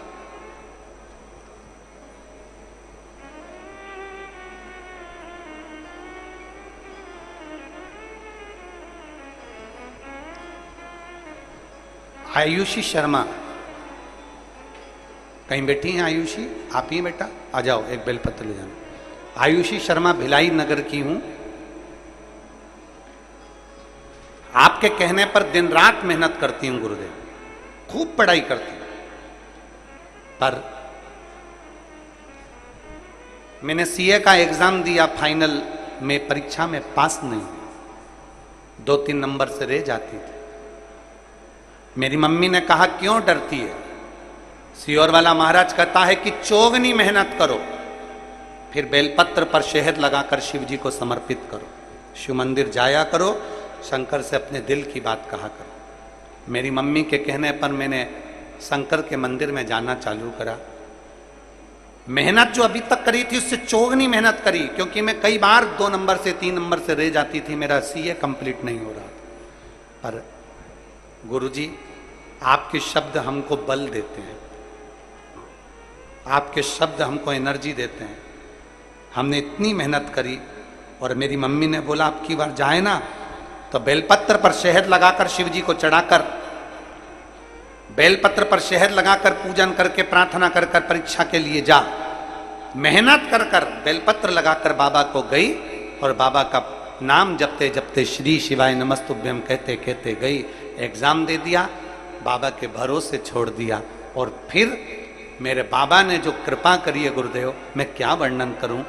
मैं शिव जी के मंदिर में पूजन कर रही थी और मेरे मोबाइल पर मैसेज आया और मैंने देखा तो मुझे मालूम पड़ा कि मैं सीए बन गई। गुरुजी, मैं धन्यवाद देने के लिए, धन्यवाद। एक लाइन अच्छी लिखी है इस बेटी ने, मुझे भरोसा नहीं था। क्या शिव भी ऐसा दे सकता है? क्या शंकर दे सकता है? और मेरा बेटियों से निवेदन है, बेटों से निवेदन है, शिव ने तो दिया है पर साथ में आपकी मेहनत भी रंग लाई है। जो आप चौगनी मेहनत करते हो ना, ये मेहनत आपको ऊर्जा प्रदान करती है, तब जाकर आप आगे बढ़ पाते हो। ऊर्जा प्रदान। अच्छा,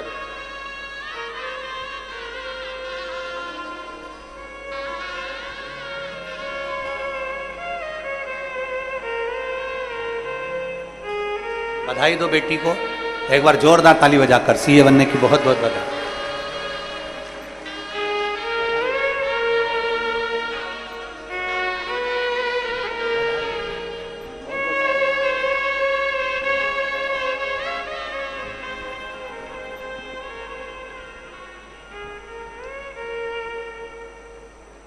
दुनिया हंसती है पहले। आप में से कई माताएं ऐसी हैं, कई भाई ऐसे हैं कि जो कई बार हमसे कह चुके, गुरुजी लोग हम पर हंसते हैं, आप पे ताना कसते हैं, आपको अपशब्द कहते हैं, आपको गालियां देते हैं। लोग आपको नहीं छोड़ते, हमको नहीं छोड़ते। हम मंदिर जाते हैं तो लोग अपशब्द कहते हैं, हम फिर कहेंगे। 3 क्रम है दुनिया के, 3 नियम दुनिया ने बनाकर रखे। पहले हंसेंगे, खूब हंसेंगे, पागल हो गया है, मूर्ख है, अकल नहीं है। शंकर जी के मंदिर जाता, झाड़ू लगाता, पोछा लगाता, इतना बड़ा पढ़ा लिखा होकर शिव जी को जल चढ़ाता, अकल मारी गई है। आज का जमाना ऐसा है क्या? अरे आज के जमाने को अगर कहेंगे तो लोगों को फिर काली मिर्ची लग जाती है सियोर वाले महाराज के मुख से। आज का जमाना ऐसा है, आज के जमाने को कहेंगे तो लोगों को बहुत बुरा लगता है। बड़ा विचित्र जमाना चल रहा है। बाप बाकर पकड़कर चल रहा है और बेटा कुत्ते की सांकल पकड़कर चल रहा है। आज का अगर हम कहेंगे ना तो फिर लोगों को काली मिर्ची लगती है बहुत भयंकर, और फिर कहते हैं सियोर वाला महाराज बहुत गड़बड़ बोलता है। फिर दुनिया के लोग हिल जाते हैं, फिर उनको बोलना पड़ता है कि सियोर वाला महाराज बोला।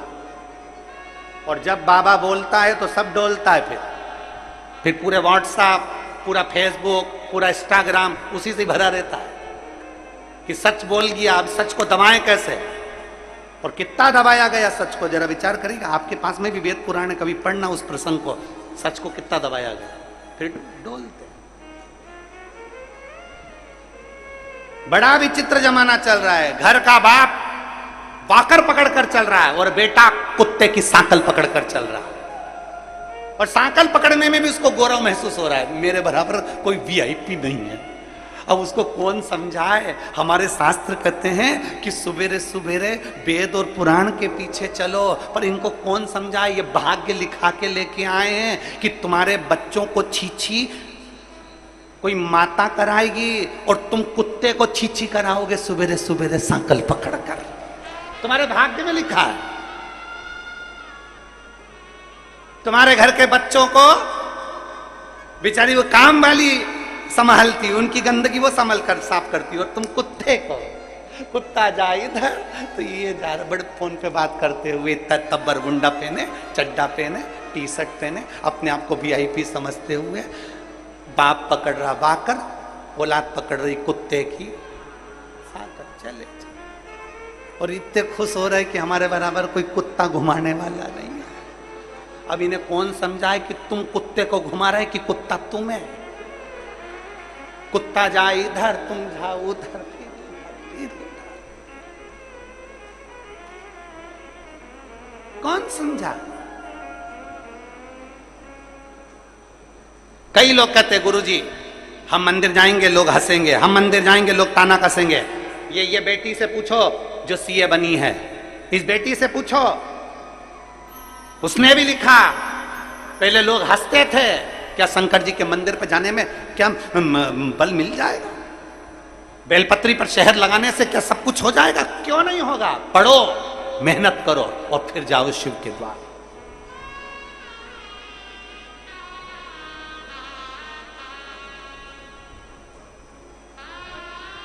उड़ाने वाले तो कुछ भी उड़ा देंगे, कह देंगे अब वो गुरुजी का उड़ाया था किसने, गुरुजी का बेटा ही फेल हो गया।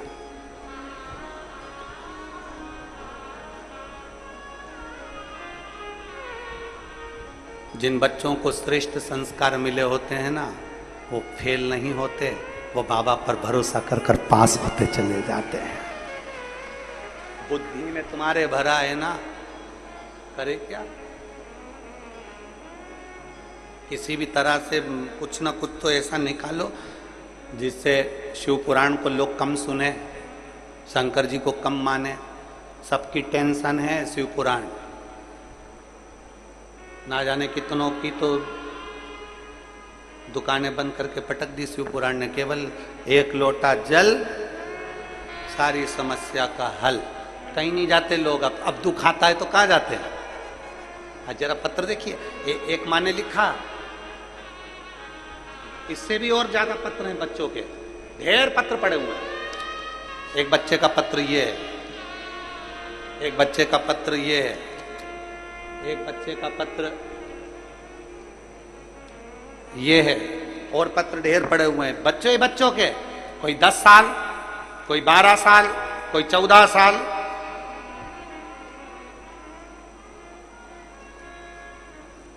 दस साल, 12 साल, ऐसे कई कई पत्र हैं, कई पत्र। कहो शिव देता है, उस पर भरोसा प्रबल होना चाहिए।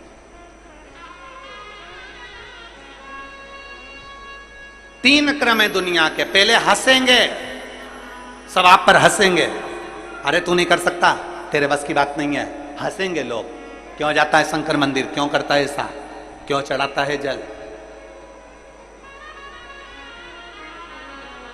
हंसेंगे। फिर दूसरा क्रम है ताना कसेंगे, आपको अपशब्द कहेंगे, आपके ऊपर खिल्ली उड़ाएंगे, गालियां देंगे, आड़ा टेढ़ा बोलेंगे, आपका विरोध करेंगे। घबराना नहीं, हारना नहीं। फिर तीसरा क्रम है, जब ऊपर चढ़ जाओगे फिर आपको लोग नमन भी करेंगे कि इसने कुछ कर लिखा। जैसे इस बेटी ने सीए बनकर अपने माँ बाप का सीना, अपने माँ बाप की छाती प्रबल कर दी।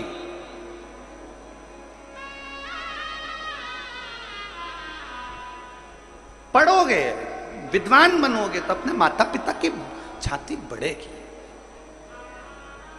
पढ़ो, रोज शंकर के मंदिर जाओ। दुनिया हंसे तो हंसने दो, दुनिया कहे तो कहने दो, कहने दो। आपसे एक बात पूछें, हनुमान जी के मंदिर में राम जी का होना जरूरी है क्या? अरे बोलो तो जम के। हनुमान जी के मंदिर में राम जी का होना जरूरी है क्या? नहीं। पर राम जी के मंदिर में हनुमान जी का होना जरूरी है। क्यों? किस लिए? हनुमान जी के मंदिर में राम जी का होना जरूरी नहीं, पर राम जी के मंदिर में हनुमान का होना जरूरी है। किस लिए? क्योंकि हनुमान जी ने राम जी की इतनी सेवा करी, इतनी सेवा करी कि उस सेवा का राम जी के साथ होना आज भी जरूरी है। आज भी जरूरी है। हनुमान जी के मंदिर में राम भले ना हो, पर राम जी के मंदिर में हनुमान का होना जरूरी है, क्योंकि हनुमान दिन रात सेवा में तल्लीन रहे, सेवा में लगे, और सेवा पुजाती है। आज के जमाने में पुजाता क्या है? सेवा। आप करो, शंकर जी के मंदिर में गए हो सेवा करिए, शंकर जी के मंदिर में गए हो, कथा में गए हो तो सेवा करिए। कई लोगों ने अपने अपने घर से भोजन बना के लाया, खिलाया, कोई फलाहार बना कर लाया तो खिलाया, सेवा कर ली। कई सेठों ने, कोई ने चाय पिला दी, कोई ने कुछ खिलाया, कोई ने कुछ खिलाया। और कई ऐसे भी होंगे जिन्होंने अपनी तिजोरी का ताला ही नहीं खोला शिव पुराण होने पर भी, कि एक चाय तो किसी को पिला दें। शिव पुराण कहती है जीते जी अपने हाथों से कर चलो, मरने के बाद दूसरे को खिलाओगे भी तो मिला कि नहीं मिला कौन पूछने आएगा। कंडा जलाएंगे, तेरे फोटो के आगे माला पहनाएंगे, और माला भी ताजे फूल की नहीं होगी, प्लास्टिक के फूल की। 5 रुपए कौन खर्च करेगा रोज के? प्लास्टिक के फूल की माला फोटो पर टंगी रहेगी, साल में एक बार फोटो नीचे उतरेगा। 16 श्राद्ध में कंडे को जलाएंगे, घी शक्कर मलेंगे, सब लोग खीर पूड़ी खाएंगे, तुझे घी और गुड़ खिला के एक पूड़ी खीर में चिपकाएंगे और तेरे फोटो पे लगाएंगे, और तू ऐसी कैसी फोटो में चिपकी रहेगी, और फोटो में तेरी पूड़ी चिपकी रहेगी। 1 साल तक वो पूड़ी चिपकी रहेगी, अगली 16 श्राद्ध आएगी तब तेरे को फिर पोछेंगे, फिर वापिस पूड़ी चिपका देंगे। दुनिया के लोग पूड़ी चिपकाएं उससे पहले अपने हाथों से भगवान का भजन कर चलो, पुण्य कर चलो, सत्कर्म कर चलो। सबको जाना है। बादाम खाओगे तो भी जाओगे, नहीं खाओगे तो भी जाओगे। मरना सबको है। गुलाब जामुन खाओ तो भी जाना, नहीं खाओ तो भी जाना। कथा सुनो तो भी जाओगे, नहीं सुनो तो भी जाओगे। किसी ने कहा फिर हम काहे को सुने, जब जाना ही है तो काहे को सुने? सुनो, क्योंकि बिल्ली अपने बच्चे को जब पकड़ती है तो अपने मुख से पकड़ती है, और बिल्ली का बच्चा मरता नहीं है। और बिल्ली मुख से चूहा पकड़ती है तो चूहे का बच्चा जिंदा रहता नहीं है। उसी तरह कथा सुनकर अगर जाओगे तो बिल्ली के बच्चे जैसे बचकर निकल जाओगे, भगवान के चरणों में पहुंच, चूहे जैसे मरोगे नहीं।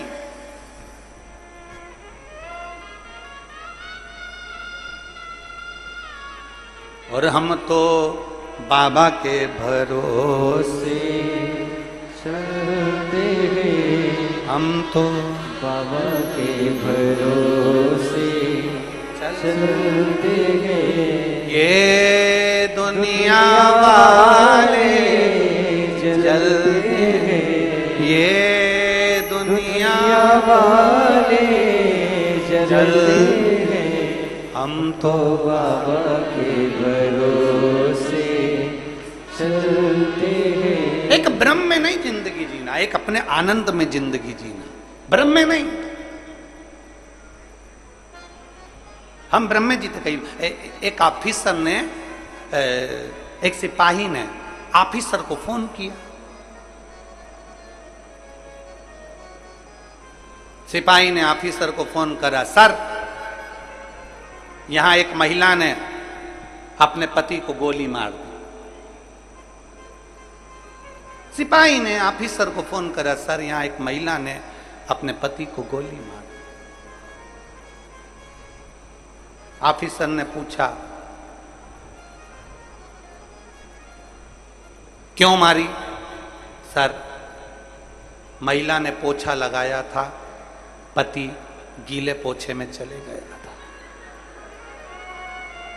गीले पोछे में चले गए, गोली मार दी? हाँ। उस महिला को गिरफ्तार करा कि नहीं करा? सर अभी नहीं करा। क्यों नहीं करा? क्योंकि पोछा गीला है।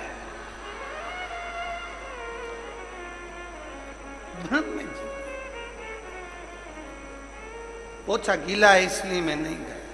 हम भी यही सोच के रह जाते हैं, क्यों मंदिर नहीं गया? नहीं, अभी मेरे पास बहुत काम पड़ा है ना, इसलिए मंदिर नहीं जा सकता। अच्छा, क्यों मंदिर क्यों नहीं गया? अभी हम छोटे हैं ना, मंदिर नहीं जा सकते। भ्रम में जी रहा। 21,600 श्वास में से कौन सी श्वास आखिरी है किसी को नहीं मालूम। अरे बचपन खेल में खोया, जवानी नींद भर सोया, बुढ़ापा देख कर रोया, सिराने मौत हंसती। कौन सी श्वास आखिरी? बचपन सोचा अभी नहीं जा सकते, अभी हमारे पास काम बहुत सारा है, समय नहीं है। मेरा निवेदन है, पत्नी भी मंदिर जाए, पति भी मंदिर जाए, बच्चे भी मंदिर जाए, बेटा भी मंदिर जाए, बेटी भी मंदिर जाए, शिव को एक लोटा जल चढ़ा। गुरु की करनी गुरु भरेगा, चेला की करनी चेला। उड़ जाएगा हंस अकेला, अपने कर्म का भोग अपने को भोगना पड़ेगा। पत्नी अपने कर्म का भोग भोगेगी, पति अपने कर्म का भोग भोगेगा, बेटा बेटी अपने कर्म का भोग भोगेंगे। इसलिए बहुत उन्नति पर चढ़ना है, बहुत आगे बढ़ना है। चीटे में पर आते हैं, ऐसे पर अगर तुम्हें लगाना है तो तुम्हें शंकर को एक लोटा जल चढ़ाते रहना है, शिव को चढ़ा भजो।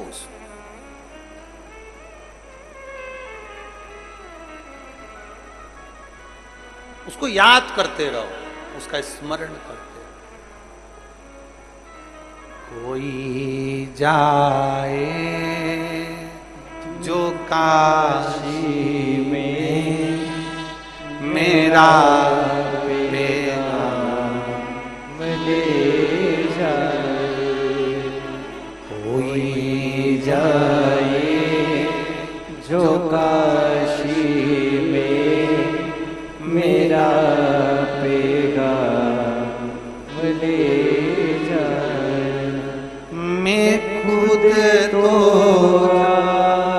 नहीं सकता, मैं खुद तो जा नहीं सकता, मेरा पैगाम ले जाना।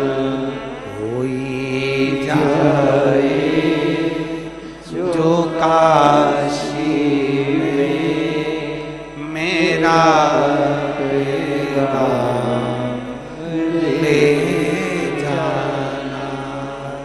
कोई जाए जो काशी में मेरा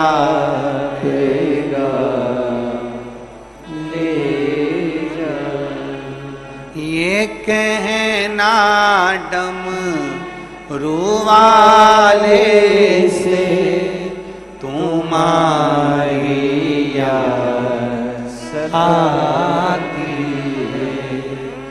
ये कहना डम रुवाले से तुम्हारी याद आती है। मैं खुद तो आ नहीं सकता, मेरा पैगाम ले जाना। कोई जाए जो काशी में मेरा पैगाम ले जाना। याद करते रहो, हर पल, हर घड़ी, हर क्षण याद करो। ना जाने लोग कैसे बिसरा देते हैं भगवान को, हमें तो समझ में नहीं आता। एक बात आप लोगों से कहना चाहेंगे, खेल अपनी बात है, कहना तो नहीं चाहिए, पर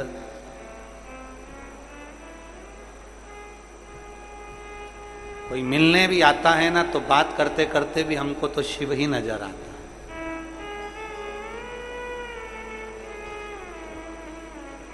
कथा में तो शिव है, मंदिर में तो शिव है, पर कोई अगर मिल भी रहा है, बात कर भी रहा है, तो ऐसा लगता है कि शिव ही की चर्चा हो रही है, शंकर की ही बात हो। हर पल दिखे, हर पल। अरे जिससे प्रेम होता है ना, जिससे स्नेह होता है, प्रेम होता है, वो सपने में भी आता है, वो हर पल याद आता है। उसी तरह जिस दिन शंकर से प्रेम हो गया, कथा से प्रेम हो गया, शिव पुराण की कथा मैंने सुनी है।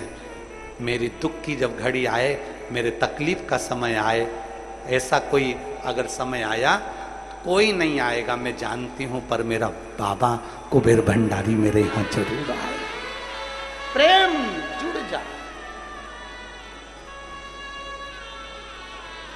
प्रेम में बहुत बल होता है जी, बहुत बल। प्रेम में बहुत बल है। प्रेम और प्यार में अंतर है। प्रेम और प्यार में बहुत बड़ा अंतर है। प्यार में खून खच्चर होता है। प्यार में सूटकेस में 32 टुकड़े मिलते हैं। प्यार में और प्रेम में अंतर है। प्यार में खून खच्चर होता है। प्यार में सूटकेस में 32 टुकड़े मिलते हैं। प्यार में जिंदगी बर्बाद हो जाती है, पर प्रेम में जीवन आनंदमय हो जाता है। प्रेम और प्यार में अंतर है। प्यार इंसान से होता है, प्रेम परमात्मा से होता है। परमात्मा, बहुत अंतर है दोनों में, बहुत। प्यार में 4 दिन की चांदनी, अरे वाह, नजर उतार दूं तुम्हारी, क्या जोरदार बोले हो। प्यार में 4 दिन की चांदनी फिर अंधेरी। पहले तो बहुत अच्छा लगता है, बहुत प्रेम से बात करेंगे, मोबाइल पे चैटिंग करते रहेंगे रात दिन। बाद फिर तो मोबाइल का बैलेंस भी डलवाएगा, फिर तो तुमको सूट भी दिलाएगा, फिर तो चाउमीन भी खिलाएगा, बुड़ बुड़ करके 10 रुपए का डीजल डलवा के गुड़वाने भी ले जाएगा। उसके बाद एक बार तू प्यार के जाल में फंस जा और मेरी संग तेरी शादी हो जाए। होने के केवल 15, 20 दिन, 25 दिन तक, 1 महीना, 2 महीने तक खुशी नजर आती है। उसके बाद में तो तुम कह दो कि चल घूमने ले चल मेरे को, तो चिल्ला के ऐसा दौड़ता है जैसे कहीं हड़का या कुत्ता खा गया हो। प्यार और प्रेम में अंतर है। संसार के लोगों से करा वो प्यार होगा, पर परमात्मा से किया वो प्रेम ही कहलाता है।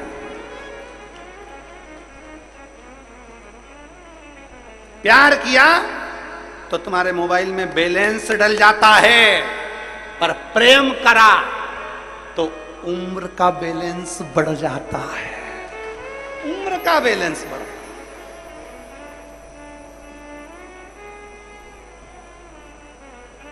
और वो मोबाइल का बैलेंस कभी भी खत्म हो सकता है, पर ये जो परमात्मा ने जो उम्र का बैलेंस दिया है, बहुत बहुत प्रेम से दिया है। तू चिंता मत कर।